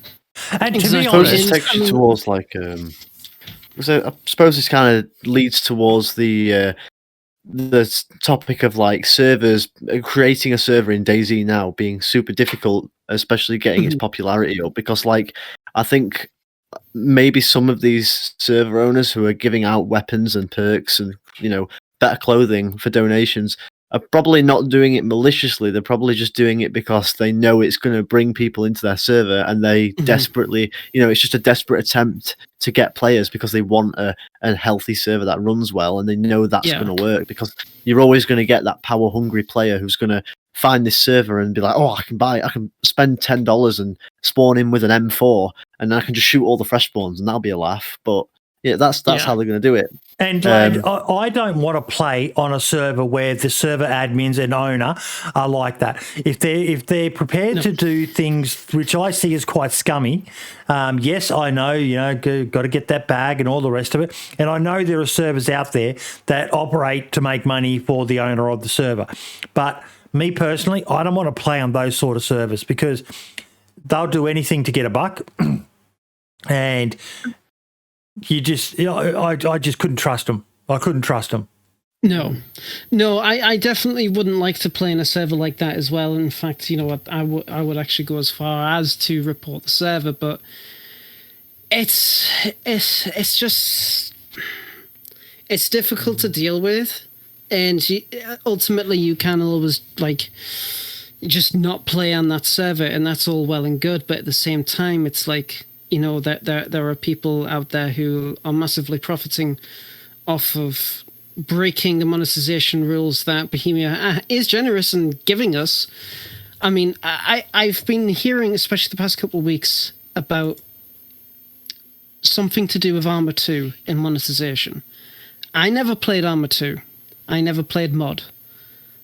So I've got no fucking clue what people mean in terms of that. Something about there was a lot of things to do with money and monetization and stuff that just completely got way out of proportion. Yeah, there was. Which is why we have the monetization that we have now, which sucks. But I wish I had more info on that to talk about that. But Speeder, Speeder? Why do I call you Speeder? You probably saw something from Scout Speeder in chat. chat. Yeah. So, but OG, you seem to know a little bit more, so I'll let you take it on. When I used to play, I played the mod before standalone. Back when I was pretty much just starting secondary school. The mod was becoming massive on the internet when Frankie played it, and I was playing at the time. I didn't have a gaming PC. I was playing on my mum's old Dell laptop, so I used to run it on really crappy settings, but I didn't have that much experience. I played it for about 20 to 30 hours because obviously I was lagging so hard. I just got sick of it. But yeah, like there was no restrictions on the mod from what I remember. I was on one server, and one thing that I remember briefly was like the owner was this British guy called Gavin, and he would basically, if you donated money, he'd come to your base because base building was massive, but like obviously on the mod, he'd come to your base and he'd drop like a Humvee 50 cal, you know, with a huge 50 cal mounted on the back of a truck, and he'd drop it for you, and you know, you do it again the next week, he'd drop a little bird with miniguns attached. And that was it. There was none of this monetization stuff. You know, none of these restrictions back then. Which, to be fair, is like that's a question that I've been wondering is why have Bohemia actually added these rules? Because I understand why, and I agree with these rules personally. But if you run a server on a game, why does it affect them that badly that they've had to add this? Is it just because it was standalone? Because when people join it, if they're not aware of how the server works, they're at a massive disadvantage, and it could affect their gameplay experience. Yeah, I suppose it gives a bad name if people aren't aware that mods or you know things are obtainable by purchasing them. Then some people won't know that, and they'll just think, we didn't have this Discords back then. So unless you were in a TeamSpeak or something like that and got to know, you know, the server and how things operated behind the scenes, you had no way of knowing. Yeah. As Dumbgrass says, it affects the core game's reputation. Yeah, exactly. Yeah. I mean, I'm glad they've added these rules. I'm just surprised that the mod wasn't like this. Like the mod didn't have any of these sort of rules either. Yeah, someone said something earlier, Baddie, which we have touched on in the past as well. Aston, I've heard stories where some people will literally open a server, get so many donations, then close it randomly. Apparently, that's a big issue in South America, Baddie. South America? Yeah. Oh, I don't know much about South America, but I mean, I can see, you know, people using it as an advantage, you know, like just, you know, it's like the, you know, like those, like money schemes. It's a pump and dump. Yeah, it's one of those like money schemes, you know, like money, those money hungry people, you get calls on the phone and stuff like that. Oh, make a donation, help this charity, and it's not real. And they just suck your money out of you, and then they fuck off, and that thing never really existed. Like, it was never really a charity. Like, they just sucked your money out of you. Yeah. So I can see that happening. I mean, I can see that happening where, you know, people just open a server and be like, oh, buy priority queue, you know, donate to my server. That's organized crime.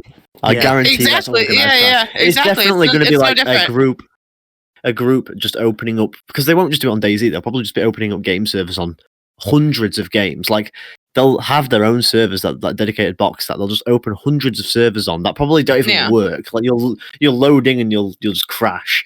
And you know, they'll like have all these perks that people can buy on like those like crappy websites that people can set up on their own. I don't know if anyone's seen.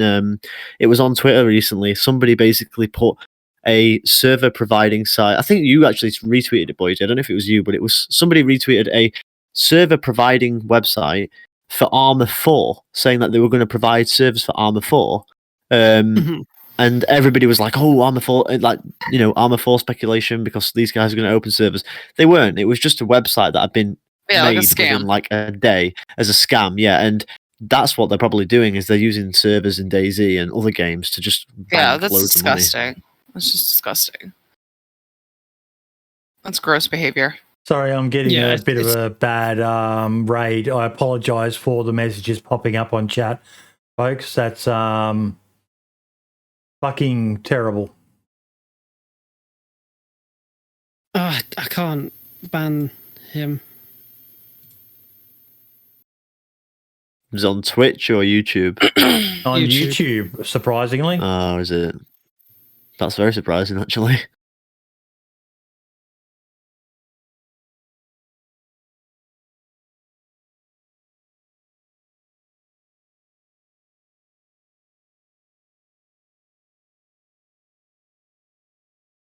Thank you, Marks. Thank you. My apologies, folks. So that problem we were talking about before with it happening on Twitch is also happening on YouTube as well. Lovely. Absolutely lovely. Well, at least Brilliant. we know that's going to happen no matter which platform you go to. Yeah. Oh, good, dude. Hopefully all is well. So I fucking hate shit like that. We've been having such a really fucking... Oh, there we go again. We've been having such a really good show, and then something We're like having a this happens. blast. Yeah. I'm having a Okay, we're just gonna fucking ignore it. We're just gonna fucking ignore it. The idiots and their Shake off fucking the haters. Shake off the haters. Well, I need a spoon. I need a spoon to block the haters. Okay. There was one other aspect I wanted to talk about, something close to your heart, lad, about the monetization of mods. Now it says, I am a content creator and on my server I am using mods created by other people. May I get approval to monetize? You may, but only if you have the proper permission from all the authors of such mods. Monetizing without it contravenes our licenses. Yes, I mean, how would I say that? It's yeah. So in order to become a monetized server, sorry, I was just rereading what was there. So when you have a monetized server, any mod that you run on that server, you have to ask that mod's permission to use that mod, and if they say no, you can't use it. I do know, if I remember rightly, I do know of some modders who will charge a fee. I don't know if that's right or not, but yes, that's one of the things, and it usually modders don't get anything back from that. It's literally just a permission thing. I know Snafu, they usually have like a list of like approved servers that they're allowed people allowed to use on there, but it just depends from person to person, really.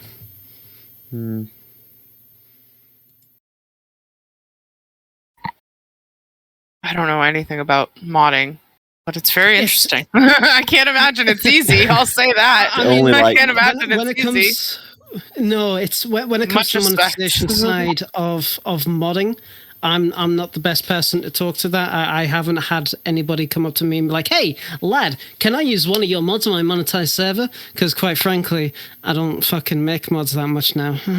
But you'd be surprised how many people actually go on the workshop to look for mods. When so I can say this now because well, it's no longer continuing. But I was working on a project. Me and a couple of friends were working on a server, which was basically similar to like if you've seen Maze Runner, the film Maze Runner, where we was going to have it was going to be an RP server, and I was going to basically develop the map for it, and it was going to be like giant walls. There was a few servers like that already, but ours was basically going to be like the Northwest Airfield turned into like a city, and basically turned into a big safe zone, and the areas outside would be an absolute mess.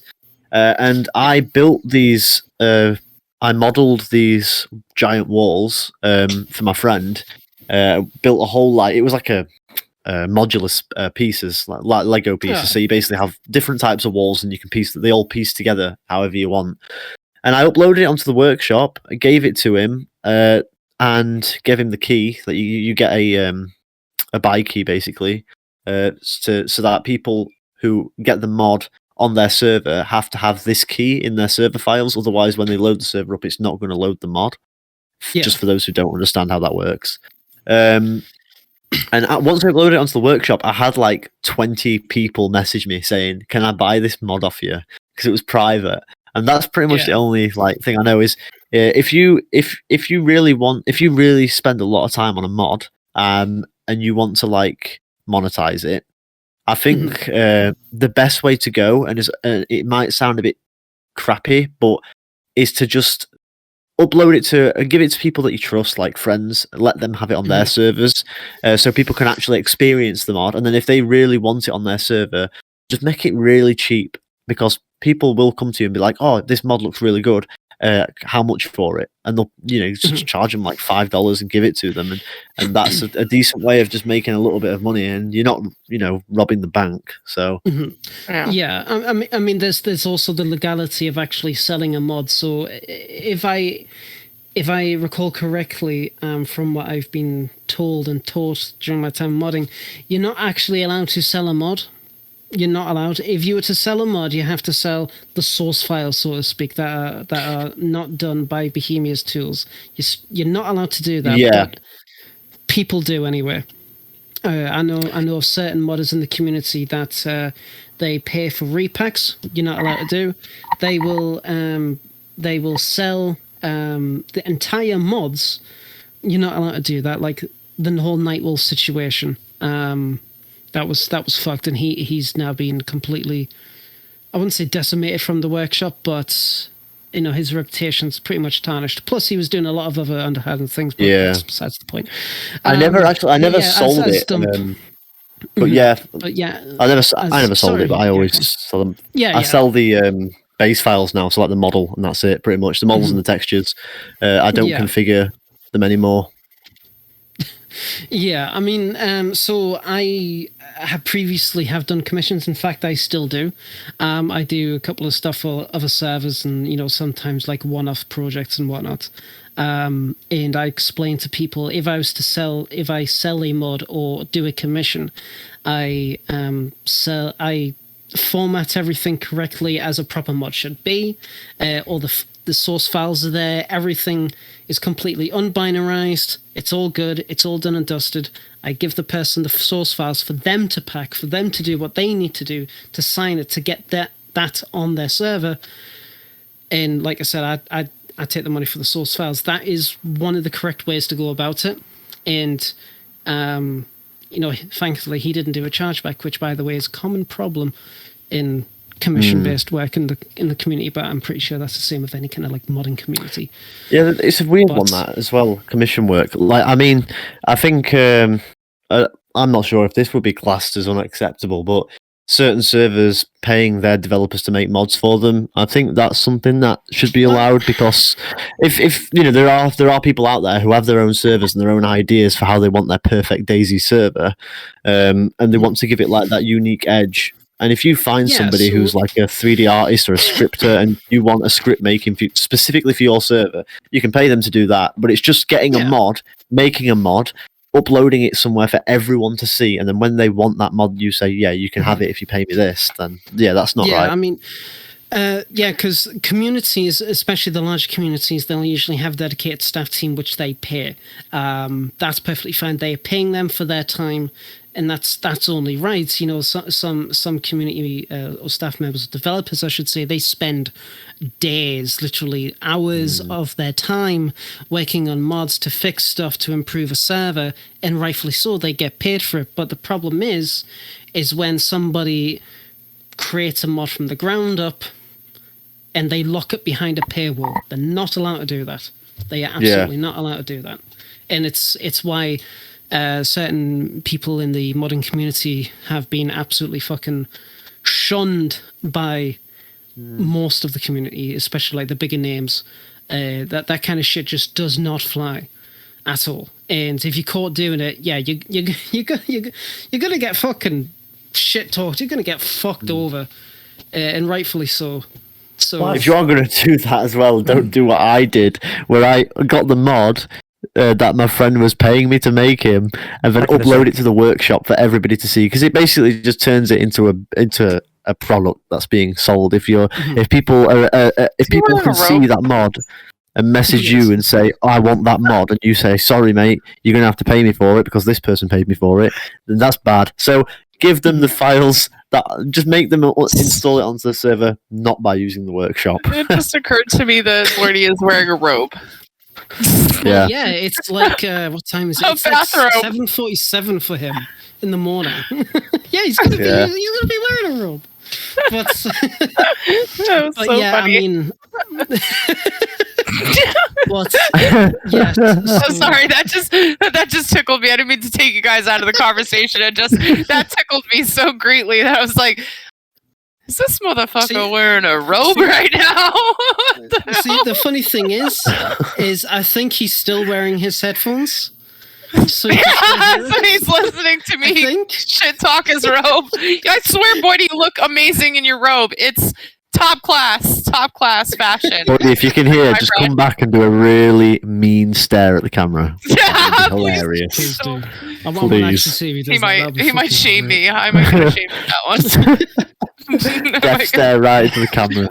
He's gonna be like, I love your robe. I swear I love your robe. It's a great robe. It looks really soft and cozy.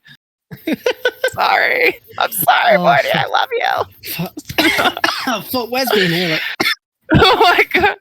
Oh god. I'm dying. No. Lad needs an inhaler. I'm dying. I'm dying. I think I know where he's gone, you know. I think he's gone to go and find Hannah. Maybe. Fuck Hannah. We're fucking over Hannah. All right, Hannah. Hannah can suck it. Oh god. I'm sick of the speculation over Hannah. I'm sending Scotty a very angry, strongly worded message later, asking him to define himself on who the hell Hannah is, because it's not cool, making us all speculate. So, well, I guess the funny thing is, I guess if he's gone AFK, I'm just going to be back in 1 second because I need to get myself a beverage. So, go on. Talk amongst yourselves, my friends. And yes, I'm the funny thing is, my partner's actually in the chat, and she's called Anna, and she sent me a text saying, it's not Hannah, though. No, but she said it's actually me. Just take the H away, and I'm high on a packet of Sharpies. I mean, to be fair, you cannot go wrong with a packet of Sharpies, like. It's that nice fresh patch that you just bought. It's just like, it takes me back to better times. Can I ask to any women in the chat, right? Any females in the chat? When you were at school, when that guy who turned up with like the big 30 pack of crayons, was he actually attractive? Was he the cool guy? Because what? Just come back. Yeah. That's exactly what I just was thinking as well, Baddie. A 30 pack of crayons, was he actually attractive? I stepped away for a minute and a half, and we're talking about some dude bringing crayons. I was told that when you're at school, you know, if you're that guy who has like a massive pack of crayons, all the girls like you. Is that true? That's dying. Is the massive pack of crayons an analogy for something else? You're not a woman, lad. Stay out of this. Or are you? I mean, I guess I would be fairly impressed if somebody brought me a pretty banging pack of crayons, dude. Back in the day, I would have been jazzed on a heckin' huge pack of crayons. I'd have been like, "Hey, dude." This is before the internet, by the way. You're not getting a girl an iPhone, bringing it to school. Okay. Have we finished talking about the monetization issue? Just remember, I think so. Yeah, they can report you if you use their mod and monetize it without their permission to do so. That's why a lot of mods will state not to be used on monetized servers. So respect the creator's wishes. Wobo, did anyone watch his car trap video? I was very surprised and interested about the mechanics of that. That is so sneaky.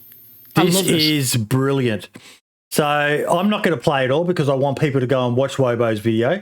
But basically, you stick a landmine under a vehicle or even a bear trap, and the whole vehicle acts as, once you get into the driver's seat, basically that becomes the hitbox for your body and sets off whatever trap is set underneath it. It is a next level troll that you can do on people. Remembering his old videos as well, that with the changes to landmines, thank you so much for making those, by the way, DayZ. If you're full health, they no longer kill you. They just knock you out and really badly hurt you, which is the way most landmines are designed. Obviously, you wouldn't survive most likely in an apocalypse because the wounds would be that horrendous. But it's a game. It's meant to be a bit of fun, and people use landmines and bear traps mostly for trolling these days. This is actually a really good, legitimate use of them. Imagine A doing, landmine recently. that in a Filthy, that faction. is. Imagine doing that in a faction battle, and your enemy clan has left their vehicle out the front, and someone sneaks in and puts the bloody landmine in there and takes them out. With, it's a great little trick to know. Yes, it absolutely is, and it absolutely, like, I watched the video and I took it all in, and I just thought to myself, how the fuck did Wobo figure this out of all things? Like, He's just the king of adaptation. He actually is. He's king of science. DayZ science, all praise Wobo. And once again, I will mention it. Wobo, you are there it is. Patreon.com/Wobo. Go subscribe to this guy. We are members here on the podcast, so if you're supporting us, you're also helping to support Wobo. We are the top tier members, but he should be earning $4,350 a month, not $435 a month. The guy is brilliant. Plus, he does give us exclusive content as Patreons or patrons of his Patreon as well. So I cannot recommend him enough. Early access to the videos and just all sorts of little snippets. He makes it worthwhile. He runs a really good Patreon, folks. He needs to have more people. Laughing at Thor's comment here. I was going to say something at the end of the podcast. You know how we do our spotlights. Yep. I just want to move that to now. Wobo actually has updated the website that every single change, even the smallest change that the DayZ dev team do, he updates on the website. So you're talking about his patch notes? Yeah, so 10 hours ago, the uncon refill modifier stat was changed for the DayZ ammo database, which is fucking good. And the detail stuff that he's got is fucking brilliant. I've never seen a DayZ changelog that details stat changes from patch to patch, so I made one myself. Patch notes an example of the changelog below, and it links to his website. You had the same thing as me. It's absolutely brilliant. Absolutely brilliant. Insane. That's what I love about Wobo as well. Is he went away for quite a while from content creation because of like personal problems, and then he came back and he's just like, it's as if he's just sat on his chair and gone, right, let me find some mad shit to do, and he's done it. Yeah, it's like the guy is you can find anything. Arguably, him and Asmondian are two of the most important people in the DayZ community. Asmondian has just got this godlike ability to present detailed information in the most simple and easy to understand format, and Wobo has this godlike ability to delve into shit you didn't even know you wanted to know, and present it to you with his quirky, cheeky sense of humor. I love his sexual innuendos. Oh my fucking god! I'm upset actually when he does a video that doesn't have an innuendo. Sorry. I said, I love me a good dirty joke. Mate, watch Wobo videos. They are the best. He puts them in there in such a way that, when he doesn't have a dirty joke or some sort of, not just dirty jokes, but some sort of innuendo, you're actually feel kind of upset. He's God tier. The pair of them are brilliant. Absolutely love them. 3/4 of my stream is nothing but sexual innuendos and dirty jokes. So I think that's the only reason my community even comes back. I don't think they give a fuck what game I'm playing. Like, yeah, I'm playing DayZ. It's my favorite game, but I don't think they're there for that. I think they're there for all my dirty jokes because I have a man level sense of dirty mind. Now, speaking of amazing creators, this one I am going to show. I'm like checking all those nooks and crannies in the rocks, see if they're like hiding. Yeah, thing is, they've killed them facing. So they were on the other side when they came towards the heli, so they'd be up on this hill. Yep, right above us right now. Hit him.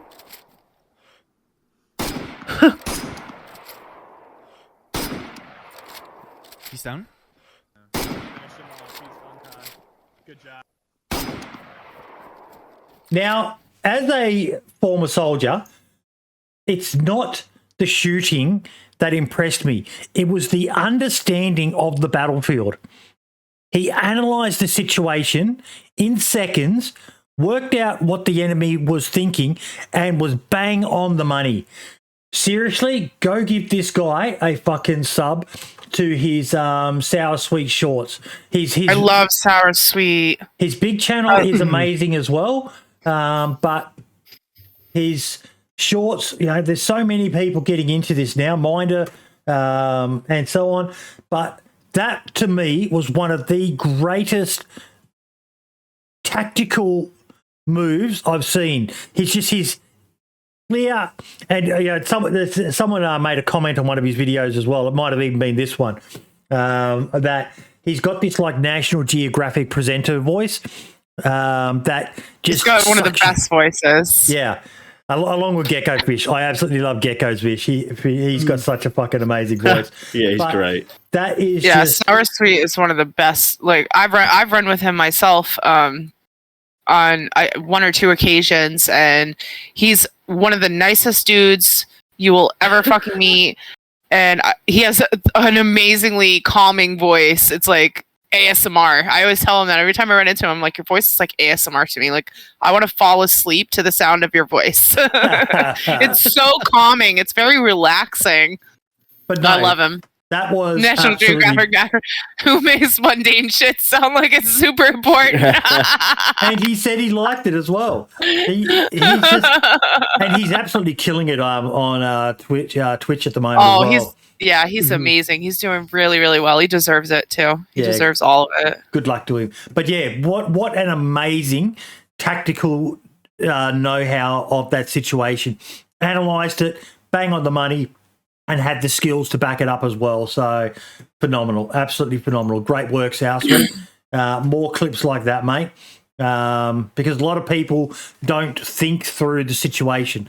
And that's one of the things I love about DayZ. Like you said yourself, Baddie, that you're not a great PvP or anything like that. But DayZ is a game that allows, if you've got superior tactics, you can level, if not tilt the odds in your favour.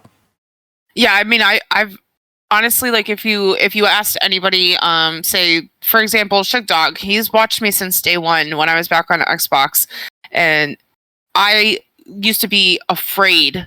Honestly, I was like afraid of any kind of PvP.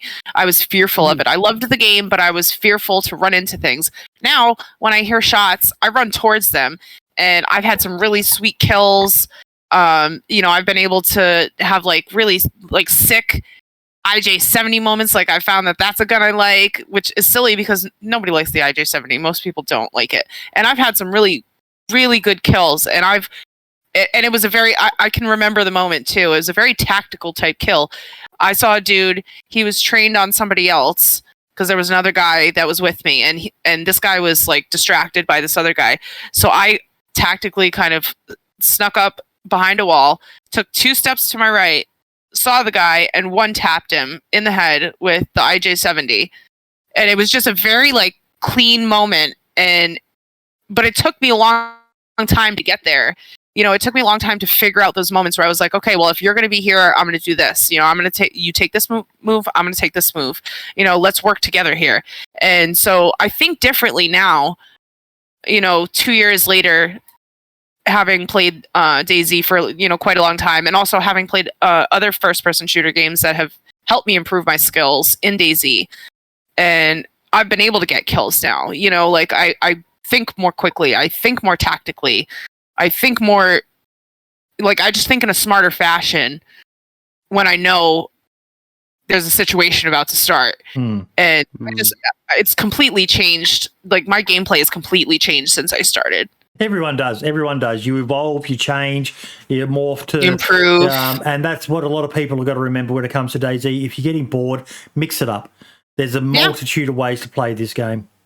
Play it how you want. That's my favorite thing about DayZ, is that there's a style of gameplay for everyone. Like, you can be a PvE player, you could be a PvP player, you can be a base builder, you can be just into interactions. Exactly. There are so many different ways to enjoy this game. That's why it's one of the best fucking games. Like, Honestly, it just is, You'll because find- there's just so many ways to enjoy it. Find that the different types of game play styles that you have actually complement other play styles as well. When I first started playing DayZ, I was a huge PvPer. Like I was in a clan, and we had our own server that was on. It had 60 players on it every day. When 60 was the highest amount of players you could get in a server, and we'd have on the server title, the server name would be a PvP zone in Berezino every Friday, and we'd be there and we'd just PvP all night. And I did that for about 3 years, and then after that, like it all sort of dispersed, and I just started playing DayZ like how most content creators that I've seen play it. You know, you spawn in, you travel around, you get your gear, and you have an adventure with your friends. But like that actually helped me, because when I did want to PvP, because I'd been adventuring around, I was able to learn how to loot properly, how to get gear a lot faster, and then that sort of gets rid of the gear fear as well. So if you get gear fear, just learn to loot quicker. Yeah, when I started playing, I played solely because I was on Xbox. I didn't really have the option of interacting with people, so I really got into the PvE side of things. So I used to call it survivaling, and I'd be like, "Oh, I'm going survivaling today. I'm going to survival today," and I just did nothing but that. Now that I have skills in the game, and I'm playing mostly on Namalsk, I have almost 600 hours on Namalsk at this point. That benefits me in a great way, you know, because it's a hard survival map. So the fact that I have all the survival experience behind me helps me. Learning to survive in DayZ takes you to the next level. It makes the game so much more enjoyable when the basic survival things that kill so many people are second nature to you. I've watched Lax Hawthorne evolve from a PvP shitposting troll to now he can survive just as good as I can. He's still shit at the game. No, I'm kidding. I love you, Lockie. Love you, Lockie. Okay. Now we have got a viewer discussion. Yana Chinaris gave me a thought. Is it worth discussing the issue of too much choice or change in DayZ at the moment? It feels almost week on week. What's popular dramatically changes. Players are lurching from Namalsk to Esika to Takistan, back to Namalsk, depending on what's newest or recently updated. Server population is extremely volatile as a result, and communities are unstable. I can't be the only one who ends up spending most of the night staring at the server browser because I'm not sure which map or server I should be playing. It's becoming increasingly difficult to go on a run and experience a proper adventure as nobody sticks to a server anymore. And for people who only get a chance to play once or twice a week, it's hard to feel part of the community as it's moving so quickly now. I loved this discussion. Oh, so good. So true. Like, when I saw this, I saw it on Twitter when you posted it, Boydie, and I was like, oh my God, like, light bulb. Because the past few years since modding was released, there's just been this thing in the back of my head that's been telling me why does DayZ feel a bit like lately, and it's exactly this. Like he summed it up perfectly. You said this guy just summed up perfectly why I've been struggling. Yeah, this is one of the reasons why I had a bit of a break from DayZ, because it was just so hard to like find that balance that I enjoyed. And I did like vanilla DayZ, and I do like modded DayZ, but because like people are sort of trying to blend both now in a lot of servers, it's really hard to get that mix. And this is exactly the problem: is the constant jumping from different servers, especially with most servers running off Workshop as well, having tons of mods installed, having to update them all the time, especially if you're a content creator, like, and you load up your stream, and you know, and then you get kicked out for a PBO error. Exactly, yeah, and you've got to try and install all these mods that pisses me off the most. Yeah. Sorry, guys. Stream will start in 20 minutes when this mod's installed. Yeah, no, I mean, honestly, you're speaking facts, though, because, I mean, just even recently, every time I have to get ready to go, or not have to, but every time I decide to get ready to go live, I have to start to load in, let me sit in a queue for an hour and a half so that I can see if I'm going to get an error when I get kicked out. So I'll try and load into that's a major flaw with the launches that they need to do something about. I wish there was a way to figure it out before you have to sit there because as content creators, we're going to go on the servers that are popular, obviously, because like if you're an interaction based streamer like me, you know, I want to be on the servers that are full. You know, I don't want to be on an empty server because I'm not going to make any content there. I'm not going to have the interactions that I, you know, feed off of. And so for me to sit in a queue for an hour and a half, which happened to me just this morning, I sat in a queue for an hour and a half. Thankfully, I got in, but then, I mean, unfortunately, 15 minutes later, my internet dumped out on me, which, you know, that's just like a separate issue. But still, you know, there's been times where I've done the same thing and then immediately got kicked out for a PBO error or a mod update. And it's like every stream, there's something updated. And I'm like, shouldn't there be a way that we can figure this out before we get into the server? Like, yeah, when I hit the launch button, like to play the game, shouldn't that just update all my shit for me? That seems like it should be an easier thing. This is the thing. This is like why I don't get it. And it's not just the mod thing as well. It's like there's certain things in DayZ. Like I said, it's the prep. There's so much prep to get into DayZ now. It used to be when there was no modded servers.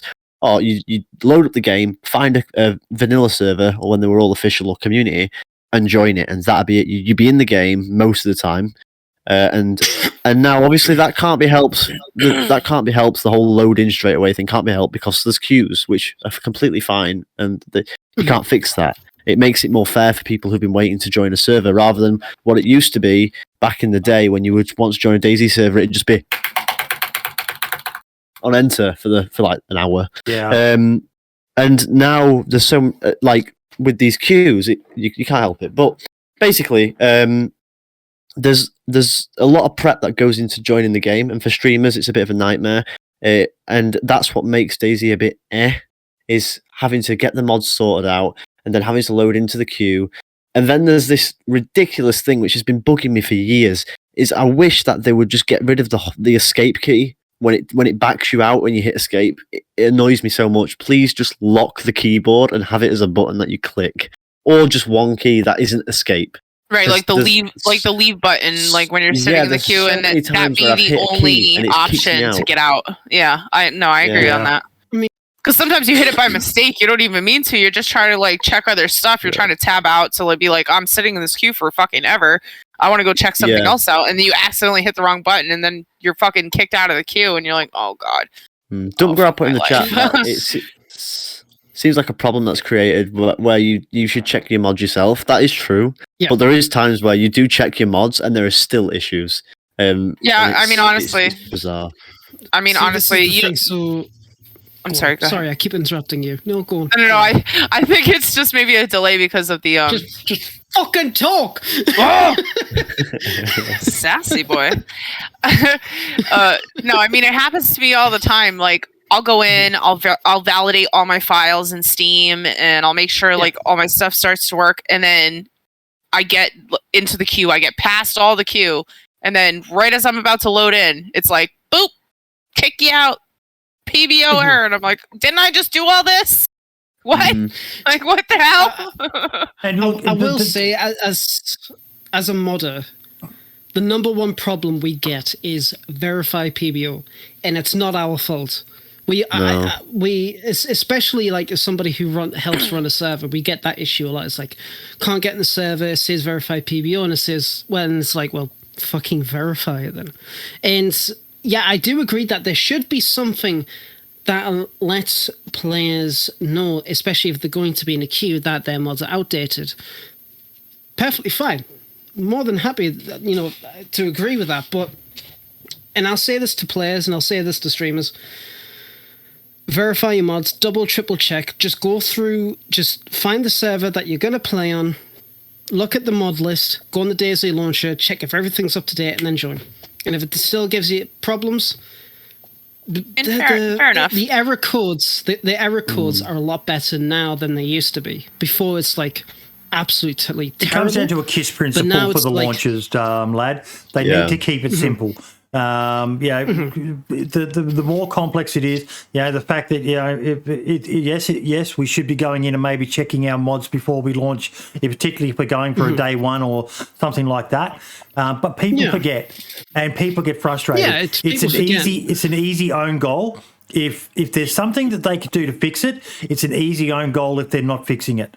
To have some sort of way, that's going to get fixed. It's just frustrating. That's all. It's not. I'm not taking anything away from the people that mod. Like y'all work hard, and I just wish that they modders. This isn't the modders. I'm talking about the launchers. DayZ SA, the official launcher. This comes down to them, not the modders. People mistakenly go to the modders. Fix your fucking mod, fix your fucking game, that sort of thing. But yeah. They're messaging Scotty as we speak, bitching him out. Yeah. Get your shit together, Scotty. It can't be fixed. It's not going to be fixed. It's one of those things that I'll just carry on. No, I mean, it's just a rant about. Yeah, I mean, it's just a wish, a goal. Like maybe they could just find some way to like let us know ahead of time before I sit in a queue. I mean, literally this morning on my stream, I sat there for an hour and a half live on a just chatting stream, waiting in a queue. And you just like half the time you get kicked out for some sort of bullshit error the second you load in. You're like, I sat here for an hour and a half for this. Like, this is fun. This is fun to do live on stream. It's in their best interest to make sure gamers have the best experience, lad. Yeah, I do hope that the DayZ dev team do take notes and they somehow manage to create the foundations for something like this. That would be fantastic. That'd be cool. I mean, just like what's some way to like check it ahead of time. Exactly. I would love to see something like that because even I get fucking burned by that. But what frustrates me more, and I understand the frustration, especially that the streamers can get, especially with yourself, buddy, waiting an hour and a half. What's frustrating is when people mistake it for modders, as Boydie was saying. I know certain modders who there's so many fucking horror stories of the amount of harassment that modders get because of faults of either the player or a server. And it's like, well, what the fuck do you expect us to do? Our mod is fully updated. It's fully done up. It's not our fault that you don't know how to verify, and it's not our fault that your servers don't know how to fucking update as well. Yeah, that's totally understandable. It gets very frustrating and very what's the word I'm looking for? Not repetitive. Negative. not repetitive. I mean, it's almost like harassment, and there's no reason for it. I mean, like, I understand that. Like, that's totally understandable. I agree, and like I said, I would never blame a modder for that. It's just a frustrating feature of being a streamer is being live and then sitting through these mad queues just to get kicked out immediately. And I'm not blaming, I blame the game at that point. I'm just like, I'm about to fucking... I messaged Scotty today live on my stream. I fucking messaged him on Discord. I was like, Scotty, help! I need some help! I was like, help me, dude! Yeah, this thing is... I put this on a video, one of the podcast videos, I think it was like 2 weeks ago or something, where basically they were talking about like it was the server feature where it basically gave people... it was a website that gave people server details and told them what players were on that server, etc. And we were talking about how it was like going to affect stream sniping, and I basically was thinking like one problem that we have is a lot of people talk about DayZ from the streamer side of things. Now, I get there are some things that might be a bit extreme for streamers, like servers that basically have like messages that tell them what server they're on, etc. Might be a bit of a ball ache, and you can get rid of those. But people do, in my opinion, I feel like people need to stop talking about the game's development from a streamer's perspective, because it's for players in general, not just streamers. And if something is if there's an update or there's a new feature that is affecting streamers, don't moan about it, because you're the last of their... the devs probably do consider streamers, but you're the least of their concerns. It's a big way to alienate a player base is to only please the streamers and content creators. Exactly, and forget about Yeah, I mean... it's affecting everybody, not just the streamers. It's like in XTK recently, there was quite an interesting discussion in terms of advertisement and streamers and whatnot. And people were I wouldn't say begging us, but they were pretty much, I would say, demanding us to pay at streamers to play on our server, to advertise and make videos. And we're basically told them to go fuck themselves. And it's like, it doesn't matter what kind of streamer you are. Like, with all due respect, you can have no subscribers, or you can be like the most famous streamer in the world. We're not giving you a dime to play on our server. You are a player like everybody else. You get no. That's so true. You get no privileges at all, and it's get used to it. Like I wouldn't had pay a streamers come streamer in to like play on a fish. server. Yeah. It's To me, gross. Yeah. That's like prostitution. It's like prostitution. Yeah. Now, And speaking of I something that's didn't- gross, I've got something that is going to shock you guys. I had no idea this was possible, but let me just bring it up.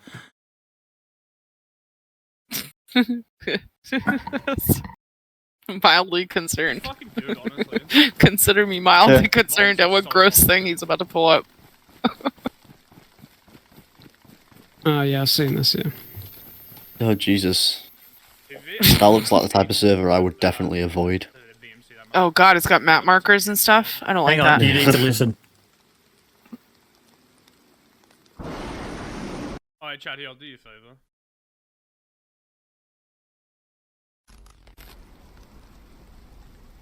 Oh, they're all dead now, poggers. There you go. Wow, we're filled with gamers.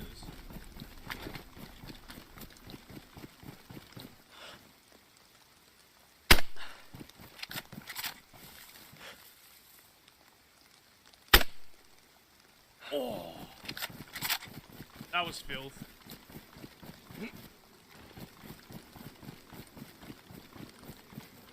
Pretty fucking good, honestly.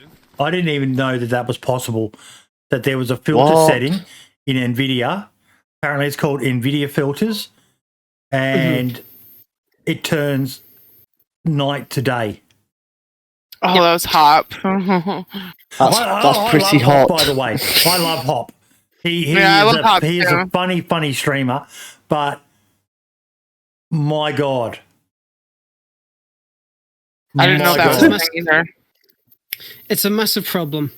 It's a massive problem on a lot of servers, including our own. Yeah, he plays on very heavily modded servers. That's a Yeah. Yeah. So he's probably playing on, Yeah. well, he is playing on 1SK there, and 1SK is a pure PvP. That's all they do on that server. So guarantee probably a quarter of the players are you probably using that same filter.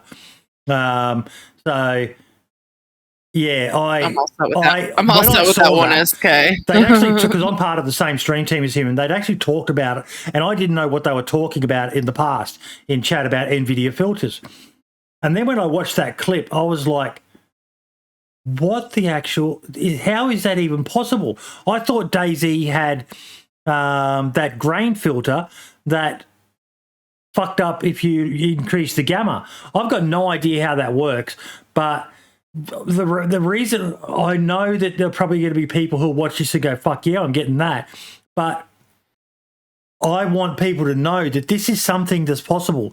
So when you get sniped in the dark on a server, and you're wondering how the hell they even saw you, this is potentially how they're seeing you. This is something you need to be aware of, that some other players may have this massive technical advantage over you because, yeah, like Dirty Dub said, fuck it's that, man. fucking gross. It's like cheating. It's like cheating. It is. Yeah. You know? Yeah, I'd be careful It's with cheating. It's cheating at the game. Like, you're cheating. that. Yeah, it's If it's nighttime, it's fucking nighttime. If it's daytime, it's daytime. Like, get good. Jesus. Play the game as intended. Get good. And the fact he's streaming Yeah. with that on as well, that's risky. See, as Max was saying in chat that he absolutely despises stuff like that, and the only filter he is the OBS side, so only his viewers and his community can see. A lot of streamers do that. They up the gamma slightly. Yeah.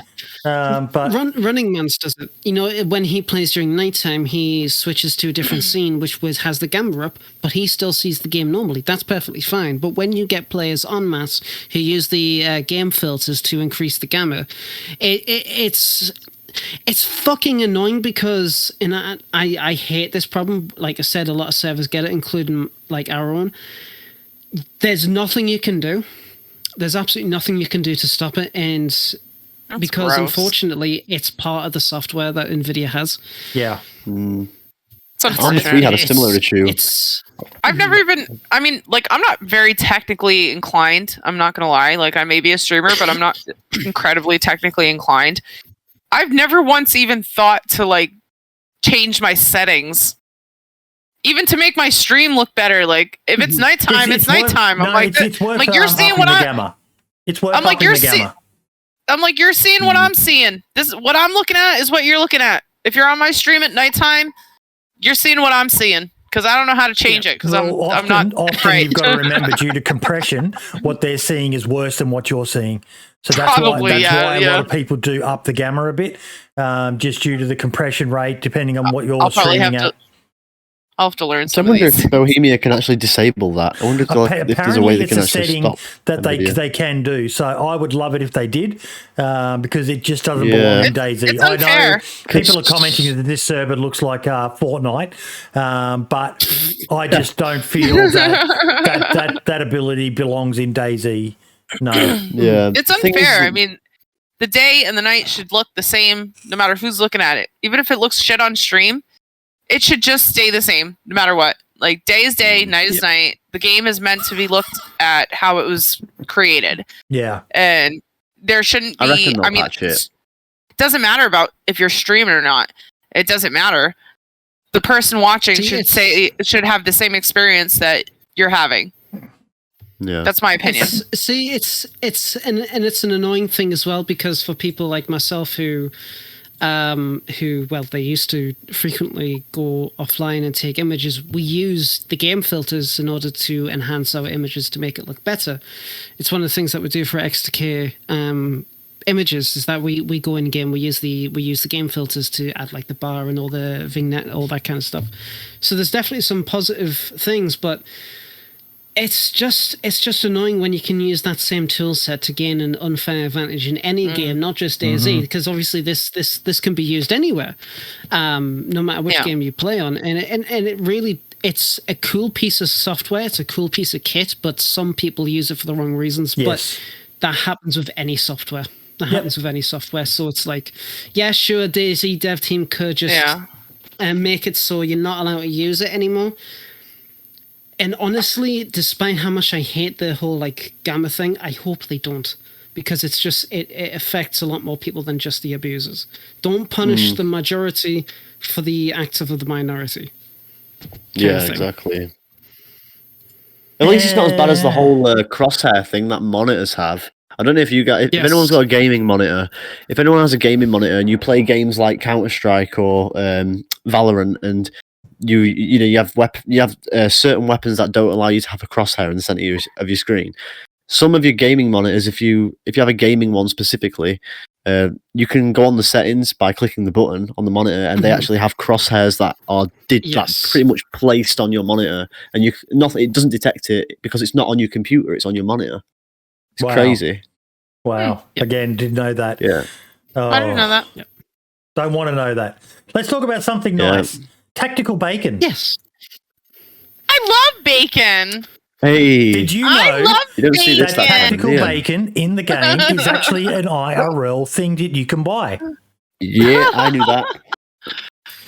They've redone the logo though. No. They need to get good on that logo, because that logo is shit. That's What is that? That's their new logo. I actually don't The mind old it. one. I It's like an prefer angry the pig. old one. But It's like an angry pig. yeah. $22. $23 for that. bacon? Are you Bloody hell. serious?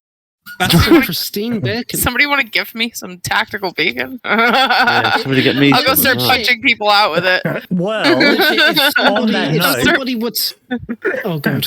I actually have some cans of tactical bacon being sent to me by CMMG, so thank you very much to them. I will You be lucky doing motherfucker. I doing think a taste I test think that on because stream, we're the guests here, we should get some as well. and I will be giving Right. out the remaining I mean- cans as prizes. I mean, come to that on, way to be OG, determined. right? I think we Yes. deserve some Yes, tactical we do. bacon. You know how much it would fucking cost him to send me tactical bacon in America? It probably cost him like 3 times as much in shipping and customs and all that bullshit. I will be sending some out as gifts. I hope they don't send too many because postage is a fucking killer and the majority of our audience is overseas. But I will be doing a taste test on screen and sending some out as well. So kind of sad to see the old logo gone, but I don't mind the new one, the Angry Pig logo. I was going to say, because I want to get back into streaming, if somebody was to actually send me a tin, I would eat it on my first stream. I'll send you a tin, mate. I'll send you a tin. I'll eat it. I'll eat it live on stream. I'll eat it live on stream. Mate. Just saying, I would. I've got to get me some of that. So I was very, very surprised when they offered to do that because I said I wanted to just as a little one of those funny little things. Not a lot of people know that tactical bacon is an actual IRL item. Now I did find out as well that the reason tactical bacon is in the game is that back in the day, CMMG, as you saw on their website, let me bring it back up again.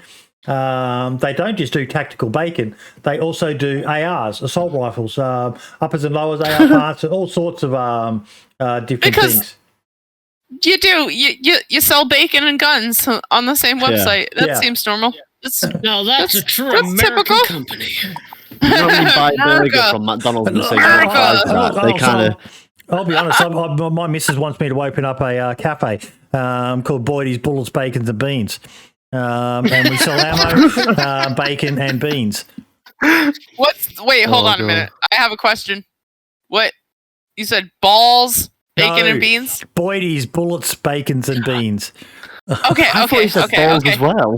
Yeah, okay, I heard balls. Boydie's I heard balls, bacon, and beans, and and I was like, what's the balls portion of this? So do you reckon they raised the price of tactical bacon when DayZ sort of gave it a bit more recognition? No, I've checked this. It's been this price or around this price for a number of $23 years. a can. What does CMMG stand for then? Sorry? What does CMMG stand for? What does it mean? I don't know. That's a $23 a can. You gotta be shitting me. I want some tactical bacon. I love bacon. Doesn't say anything about it, does it? What do you think it stands for? No idea. No Call idea. me motherfucker guy. I don't know. God. Fuck knows. Honestly, all I can think of right now is tactical bacon. It's like drooling He's drooling for bacon right now. You're doing Heller again? About the deep lore of CMMG, how they originated. I just want that fucking bacon. And if you want to know more about it, there's plenty of taste test videos on YouTube. People buying it. It's quite clever the way they do it. I'm very excited to actually get to try it myself. So watch this space. Watch this space. 30 quid, I'd do it. It's funny because my friends make fun of me all the time because I love bacon so much that I do this thing. I have like a character that I kind of run in, like go into in game, where I'm like, I'm hungry. I want bacon, and so like that's all I can think of right now. I would shoot you. I would shoot you if you ran up to me and said that. Tactical bacon had like a time where it was so hard to find. You're gonna be hungry and back on the coast. I like burgers. I like pizza. It's just like it's a stupid character that she's like a Karen or like a Linda. Yeah. I don't know, a Karen or a Linda. I want some tactical bacon now. Now we are on to our mini spotlights. The first is the mod mini spotlight. This is an interesting mod for Takistan and Quamer. I talked about it last week that we need a custom mod. Well, there's sort of something on the workshop already. Red Falcon Desert Gear. There's some really nice stuff in this. So if you're running a Takistan or going to be running a Quamer mod, definitely look at adding these to your server pack. The clothing, it's not just clothing either. There's actually tents, including the little pup tents. Just looks good. Yeah, that just looking cool. at the images there, that mod looks really nice. Yeah. Ask and ye shall receive. Yep. So the link will be in the description of the video to the mod, as always, if you're interested in finding out more about it. But good work there, Red Falcon. Definitely. Fucking top notch to you, bud. We also have Content Creator Mini Spotlight. My old mate June 11944. He's always alone. Imagine I love June. they died right next to each other. I love a good grenade kill. I've been killed by grenades recently. I'm going down the building. They were funny though. I wasn't even salty about it 'cause it was just funny. These players here can see him. Right, hide then. Hide, No, just fuck hide. that. I've got a gun. I don't mate, when I've got guns. No, fuck that. These players here, I've just seen it. He's just Proper no BS. mank. I love the Going guy. straight in. I saw zombies running. Oh, there's dead players here as well. Oh, he's got all white on. Right, I'm coming. I've got axe. You better axe somebody. He's gone in. Oh, there's two. I see him. I see him. No. They've run into the building. Oh, I shot him, but it didn't work. Hide. Hide. I shot him, but it didn't work. What a fucking summary, I tell you. Got one. Oh, nice. Got one. He just speaks We're so at the top, yeah? honestly. Yeah. Got him now. That was so funny. I One's dead, shot the him, but other it one's up didn't there, work. mate. That just killed me. Be careful. Don't go rushing him with your axe, mate. They've got guns. They've got guns. I love his voice. It's all right. They got guns. They got Guns in guns. that building. They're not you. They're in here. Proper One of his mates mank, in innit? there Love where it. you are. I've just Oh, killed yeah, him. absolutely. His mate's in this building where you are. Right. Is it? Did that door just open? No. Have you not got a gun? No. Yeah, I've got a gun. I love his accent. Hold on. He calls me Bodie. He never calls me Boydie. It's always Never Bodie. get anyone's name I right. can't figure it out. It's in. Oh my god, this is so funny.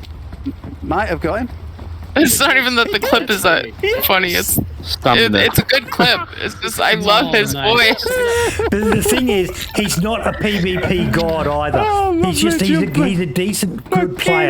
Yeah, I just love he that gets- comment. Like when he gets said he so tried to shoot excited. him. Got another gun. I just love it. He said he tried and it didn't work. I tried and it didn't work. Now, I was actually watching him earlier this The computer morning, situation on EFT and especially on labs is atrocious. Oh my Some people- god. and I have to share something that happened in his stream. I guarantee he made someone uninstall the game today. Oh, yes. You showed me This this. earlier. is terrible. I really feel for this guy. I'll leave my guns there, mate. I'll leave my guns there. Have you got a drink, please?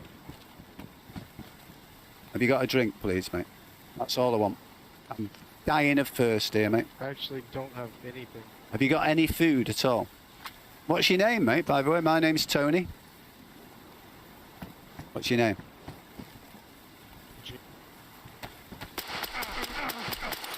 Yes, I got him. Fucking got him. Got him. No, this isn't why the guy's uninstalling. This isn't why. Oh my god. Take his gun. Take his gun.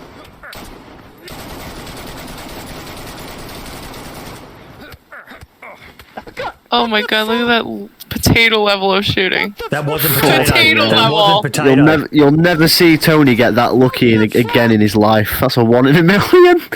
That was what is commonly referred to as ghost bullets, apparently. What? Oh, is that what that I'm was? I'm only speculating it's ghost bullets, but I don't know. I cannot tell. Because usually you only ever see it on the shooter's side. But, so see it, how would I explain it? So usually you see it on the shooter's side where they're actually shooting, but on the other side, they're punching. But it's different here, so I fuck knows what happened. That was funny though. Fuck That no. was He's really aiming funny. directly at him there. That was really funny. Oh my god, those Yeah. clips were awesome. What the fuck? I had one of those moments though, and I hate to say it was when I had my only time that I've ever had a Goss. I got the Goss one time, and I was 2 trees away from someone. I had a perfect shot on them. I took the shot, and somehow it didn't work. And the person ran up on me, and because of that thing where, like, if somebody's too close to you, you can't raise your gun. Yep. I tried to switch because I could only have 1 round in the Goss. I tried to switch to my SKS. I went to switch to my SKS. I couldn't raise my gun because they were too close, and they got the drop on me. And I honestly, that's like one time I was actually genuinely salty at DayZ. Like, I fucking raged on stream. I was like, it's what you got to remember is it happens to all of us. I know. This guy probably hit the uninstall button at the end of it, but I'm certain, without him possibly even knowing, he's been on the receiving, or he's been on the good side in the past as well. It happens to all of us. Just remember, at the end of the day, it's only pixels. It's a game, and I mean, I do feel for that guy. But I was like salty. I was salty at the moment, not at the game. I've never been salty at this game. To whoever that poor bugger was, you made one fatal mistake. You didn't make him drop everything else. Yeah, he also fucked with Baddie. So just saying, dude. Guns have been really just saying, lately dude. on If you DayZ. ever see me again, you don't want to see me again. Just saying. I was talking more about the guy with June. The guy with June. He didn't make June drop all of his gear, and it's the oldest trick in the book. What if June had a double barrel, sawn off double barrel in his pants or something like that? So, yeah, he dropped his guard, you can get salty at moments. I don't get salty about gear. It was just like, I was just pissed that I was like, oh, this is the first time I've ever had a Goss, the one and only time I've ever had a Goss. I had a perfect shot in this dude. I just wanted to see this shit explode. Like, I wanted to blow somebody the fuck up at this point. And so I was salty at the moment, but I've never been salty at the game. I've never been salty against gear. Yeah. I always tell everybody, I'm like, if you get gear fear or salty against a kill, you're playing the wrong game. It's not. Did it work over 400 meters, that goals? Because that's something that's been really screwing me over lately on DayZ. Was the I was so much closer. Like, I was so much closer. Yeah. When Essica was like a massive thing, I was on the KK server, and like I remember I was on the like the cliff face opposite the summer camp that was on like the other cliff face, and it was about 400 meters and I had a blaze, and there was a guy, basically there was 2 guys stood staring at me from 400 meters, like just wiggling their heads because they saw me, and I was shooting them and seeing blood bouncing off their head, like about 4 times. I hit the guy for like 4 times, but like I think 3 of the shots didn't register. It was only just the one, even though we were seeing blood, and it showed up on my stream, on my VOD, and it showed up on my friend's VOD as well. Getting dazed, as we'd like to say. 100%. You got dazed. You got dazed, darling. Now, yeah, bad payoff. If you are looking for silly thumbnails for DayZ videos like these for AEST or Benfruit, DM me if you'd like one too. Cooper, he's an Aussie boy, an OG of the Australian DayZ scene as well. Not only does he do these really cool thumbnails, but he also does video editing as well. So if you're struggling with where to begin, and we all know how good a good thumbnail is for your video on YouTube, that can help a lot of people, click on your video and actually see what it's about. Sometimes you got to spend money to make money, folks. So definitely consider reaching out to him. Link will be in the description to his Twitter profile if you would like to get some more information to him. He actually elaborates on it here. Amish came to me with the video premise. I poorly sketched 3 ideas I had based on that premise, and there we have the final result. he's a good lad, Cooper. So, yeah. What else have we got? Community Spotlight, Mark's video on Aftermath. Did anyone else watch this one? I have not seen this one. I've not had the time. It really interested me. I can't let it play because apparently my stream's lagging when I've got a video loading in the background. But it's about the Aftermath server, and It was really, really cool. They've got some amazing ideas for base raiding using chainsaws, vehicles exploding, the building. They've got a custom workbench, and you basically build construction kits from it. And definitely worth checking out the Aftermath server, folks. Because that's what we're spotlighting here, is more the Aftermath server. Not so much Mark's video on it, but it was a great bloody video. 20 minutes, and it was 20 minutes of good, detailed content. They've even got a working bow and arrow with bow and arrow sounds. Probably the only bug is that when you shoot an infected, the arrow actually stays where you shot the infected. So, if you were shooting a player and they were running over hundreds of meters, you may lose the arrows. They're not all going to be stuck in the body. But for what we've got to work with, it was an amazing thing to see. Absolutely amazing thing to see. So, yeah. What else have we got? Quite an accomplishment. It was. Yeah, it looks really, really good. We are into individual spotlights. I'm going to go first because I want to shout something out that's not DayZ related. But sweet little Nevaeh Frost has failing kidneys. The reason I'm mentioning this is because she's from a community of someone who's been on the podcast and was a fantastic guest, the Loyal Patriot. His community, as many know, is called the Nerd Nation, and a member of their community needs our help, folks. So I'm going to share this. If you've got $1, if you've got $2, if you've got whatever, please consider going in and donating if you can to her GoFundMe. I'll read through it in a second. I'll just share the links.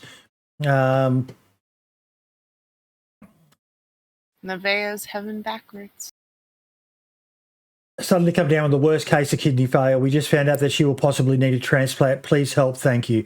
So, yeah, I'm guessing she's in America, and American healthcare is a fucking nightmare. It's shit. Yeah. In somewhere like Australia, something like that, the Medicare system would take care of it. Obviously, if you had private healthcare, it might be a little bit faster, but we have a pretty solid healthcare system. So if you can, even if you can't donate yourself, just sharing it and maybe getting someone else to spend $5 or whatever, it would be greatly appreciated. It would be greatly appreciated if you could show some love. I may not be able to help, but I'm going to retweet this link. I'm going to put it in my Discord. She's a kid. This little girl, She's a kid. No matter how bitter and twisted you are at the fucking world, kids, man, they get me every fucking time. This little girl deserves it. Yeah. Definitely. Yeah. I'm going to do what I can to share this information. Thank you. Appreciate it. And Loyal Patriot, he's one of the nicest guys. He pretty much personifies what an American man is to me. God, guns, and fucking barbecue. I love the guy. He's a good dude. His Twitter is a thing of beauty. He's always posting the food that he cooks, and oh my fucking God, he's a good cook. Such a good cook. I'm sharing this as we speak. Awesome. Yeah, I retweeted it. Thank you so much, folks. Share it as much as you can, folks. If you can't, spare a few bucks, but yeah. I just shared it on my Twitter. Like, literally, just I didn't even want to wait. I was like, awesome. Needs to happen now. OG, what about you, mate? What have you got as a highlight for us?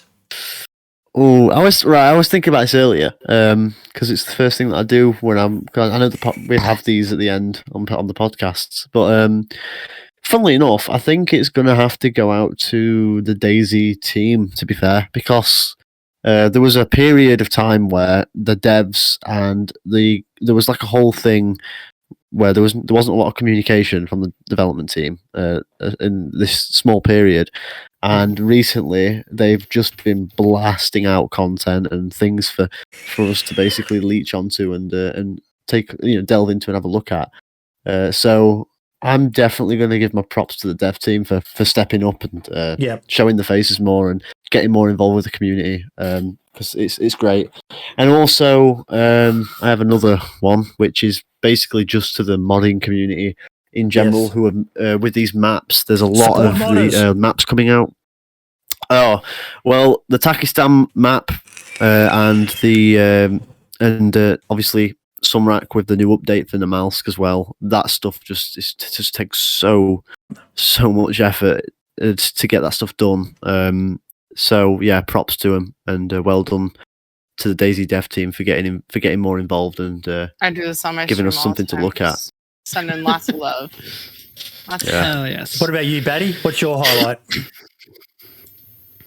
Oh, gosh, I've had some. Today has been a fucking highlight. Are you kidding? Today has been a fucking highlight of. Mate, you lucked my out month. with an episode to be on as well. We had a lot more eyes on the stream today than we usually get. We'll have a lot more people watch this video than we usually get as well because we're talking about 1.14. So you got some pretty good exposure, mate.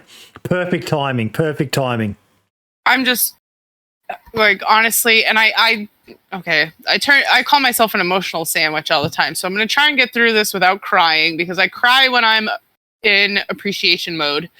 So I am humbled that Scotty thought enough of me to suggest me to you, that you guys wanted to have me on, being included in that TikTok badass DayZ ladies video with people that I respect and I look up to has been the highlight. Like, all of this has been the highlight of my month, and this is gameplay aside. I've had a lot of cool moments in game. I've had a lot of really fun. I made it to the submarine for the first time just the other day with a couple of weirdos that were really fun. They were super goofy, and I loved the shit out of them. And but this and the TikTok has been the highlight of my month. This has made my fucking month. I'm you happy have no for idea. you, mate. I'm happy This for is- you. And it is, we want to get more women on the show as well. And you should. Tell As you all the should. girls in the ladies' DayZ Discord that we are They're very, all very getting this friendly. link. We don't bite here.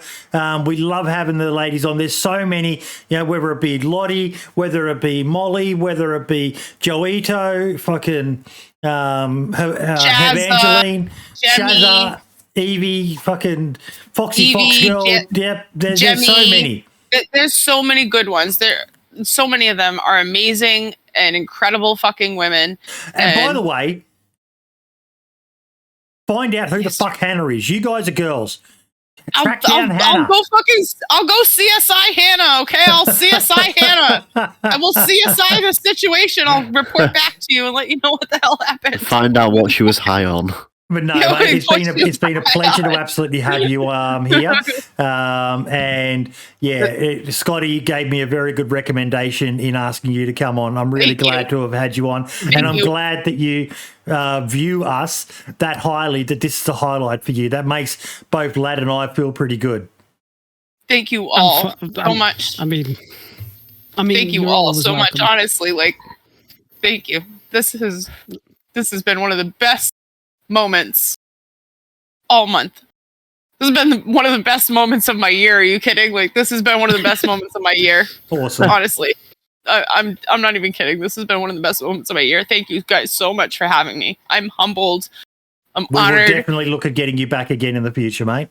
and You've been a thankful. great guest. Yeah, you've I'll been come back absolutely anytime. wonderful, and it's been, and honestly, this podcast, with It's the been both so of much you fun. on, Yeah. it's absolutely fantastic, and you It's know like what? hanging out It's- with friends. That's the whole and- idea of the show. It's meant to just be, a chill hangout.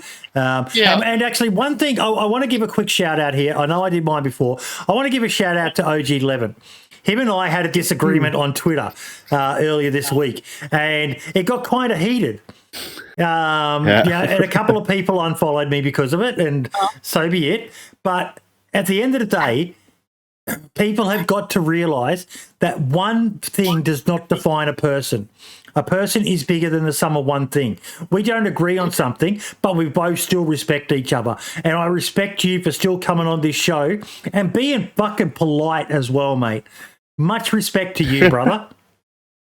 Yeah, you've Nah, been mate, awesome. that's what It's it's been a fucking pleasure. Not just getting to know you, Boydie, but also, getting to know Lad and OG. hopefully I pull 2, 3 new friends out of this. Like, I mean, Boydie, I consider you a friend now, but hopefully I got some new friends out of this, and I hope we stay in touch. And this has been like amazing. You guys have been so cool. I've really fucking enjoyed my time with you guys. Genuinely. Yeah, I'm a DM away when it comes to DayZ. Yeah. Now, lad, what's your highlight, buddy? I'm be in your inbox, bish.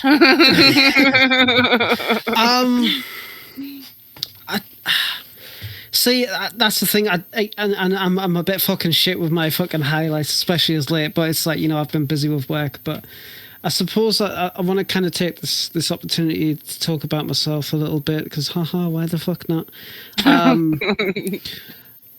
As of Tuesday, I am no longer in therapy. For the past 3 years, I've been having therapy for depression, anxiety, and I'm out of it. Nice one, mate. Well done. Yeah. Well fucking done. I do this on my channel all the time. You get heart hands for that one. I do it in game, but I do it in IRL too.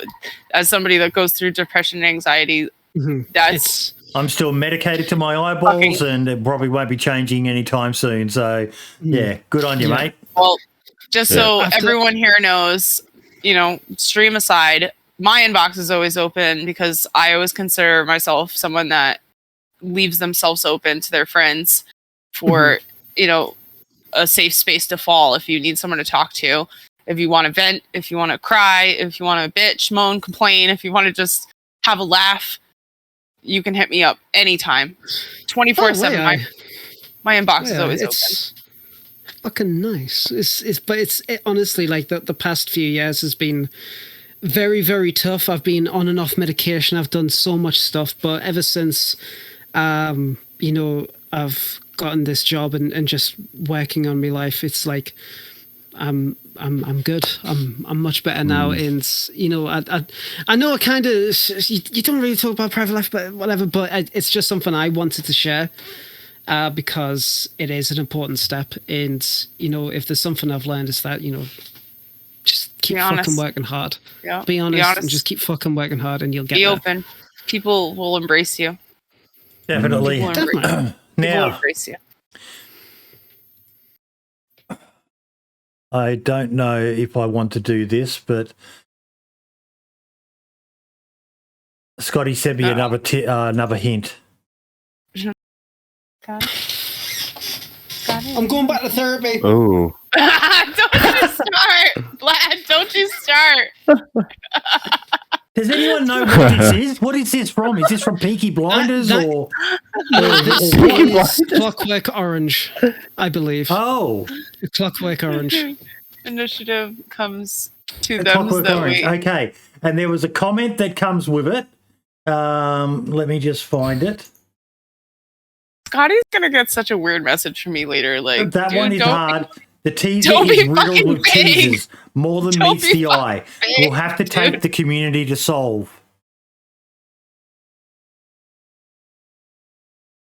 Do you know what might be a good idea? I don't understand. I'm confused. Get the script for Clockwork Orange online and just Control F. Start reading into See if you find it. On it. Yeah, do it. Just send chat. dear Lord. Just put chat on the job. We're not going to do Scotty. that now. We're not going to do that now. We're gonna Already leave on that. it. We're gonna leave that to the community to play with. But Yeah. initiative comes to them's that wait. Alex. I don't know. Alex. Lucy, Good. what you have found is a channel that talks about DayZ. And yes, we have guests on who stream the game. We also do a players special at the end of every month, but we didn't have any players step up this month, and Baddie was available, so we booked Baddie in. But we all love DayZ, and we talk about DayZ, and we do this each and every week. Love Lucy. She's one of my favorite people I run into and have run with. I'm not gonna lie, Lucy gets lost a lot. Sorry, Lucy, I'm not trying to blow up your spot here, but Lucy gets lost a lot. If you run into Lucy, you can keep an eye on her for a little bit, and then she tends to get lost. She's an older DayZ player, like someone like a Grandma Jill type person, but she is so fucking amazing. she's one of my favorite people, honestly. Like every time I run into her, I hear her voice, a smile just burns across my face. It hurts so much. I love Lucy so much. Oh my God. Thank you so much for coming in, Lucy. I love you so much. I think I'm going to go and have a lay down after this chat. My mind, I've got Hannah, Alex, Initiative, and bloody radiation and toxic zones and everything just going through my head. I'll let you know who Hannah is if I figure it out. I'm going to CSI Hannah, and I'll let you know if I figure it out. I'll probably the biggest have DayZ about bug Hannah. that there is. You're going to dream about Hannah. I don't want to know about those dreams. You keep those to yourself. A Clockwork Orange was by Hannah Udall. Oh my God, are we like Kevin Baconing? When people Memes complain about all the bugs and Hannah? glitches in DayZ, the biggest problem with the game is actually how it consumes your entire life, like Boydie here. Yes. Yeah, DayZ has, much to my missus' chagrin. I don't think there's a week that goes past where she doesn't go, you and that fucking DayZ. Okay. So I just want to quickly, I just want to quickly say something. So somebody talked about a show called Hannah, which is on about a government experiment that went wrong and that was creating super soldiers.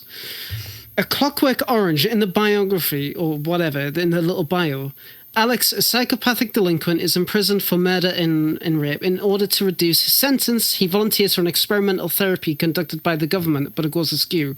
Every single reference that I've noticed during the stream with Hannah all leads to some kind of government, like, experiment or something. There's something fucking going on here. There's something fucking going on. I hope I'm on the right track. That's okay. Marx is saying, are you saying AI or super zombies? Interesting. Don't worry, I'll message Scotty and I'll CSI the situation. I will let you know. Okay, enough. Let's let the community go to town on Twitter and in the forums and all the rest of it. I need to get this uploaded ASAP, and I think Hannah deserves a podcast shorts episode. But yeah, next week, ladies and gentlemen, we are going to be joined by the one, the only Hunter ZZ, the creator of the DayZ dog mod. And Marks will be returning for next week's episode as well, as he did a video on the DayZ Dogs episode. So once again, thank you all so much. If you want to support the show and what we do here, patreon.com/878 Survivor FM. You can become a member on YouTube. You can go to our merch store. Links are in the description. Links are in our Discord. Anything you do to support us, folks, goes a long way to what we can do to help support the rest of the DayZ community. Baddie, thank you so much. It's been an absolute pleasure having you on. Thank you for having me. Really honored. Honestly, having both of you on, it's been fucking amazing. OG and Lad, Boydie, everyone. Honestly, I've had so much fun. This has been a fucking blast, dude. Like all of you. This has been a fucking pleasure. It's not even felt like a podcast. It just felt like a fucking group chat. Like we're just having a fun little group chat. So I appreciate it so much. Thank you so much. It's exactly what this is. It's just a few hours of talking shit. I want to stay in touch with everyone. The amazing thing, Baddie, is I've done this for 73 episodes, and I still find each and every week that, like everyone keeps saying to me, one thing I need to look at is maybe shortening the podcast, but I just don't know how to shorten it because the conversations are so gripping each and every week. There hasn't been a boring podcast for me yet. We're just having fun. Yeah. And I know sometimes we talk about stuff, but that I've already covered, but I'm talking about it with different people and getting a fresh set of eyes on it. So I love that about this show. OG, you are the true OG. Cheers, mate. That's a compliment considering the amount of OGs that there are. Twitch really need to give me my name back. They really do. I may have just killed the Mr. OG 2 streams ago. Just saying. Yeah, I've been trying to change my name to Levent for the past 6 years, and the account on Twitch called Levent hasn't been used since 2010. So you think they would give you the get your shit together too? Well, they say to you that they recycle names. Oh, look, he's about to go on a rant now. I think Boydie's trying to end, and you're about to rant. No, I'm not. Yeah, it's fine. Okay, we're all gonna stay in touch. We're in agreement. We're all staying in touch. I adore Yep. everyone here. We're friends now. That's it. We We're are. done. Friends now. That's it. That's it. Hands are tied. That's it. That's it. No, all the best, everyone, Oh, wait. and we will Wait, see you wait, next wait. week for the podcast. I'm gonna baddie bop my way out. See you later, everyone. You have a good weekend. Say bye-bye. In a bit. Bye bye.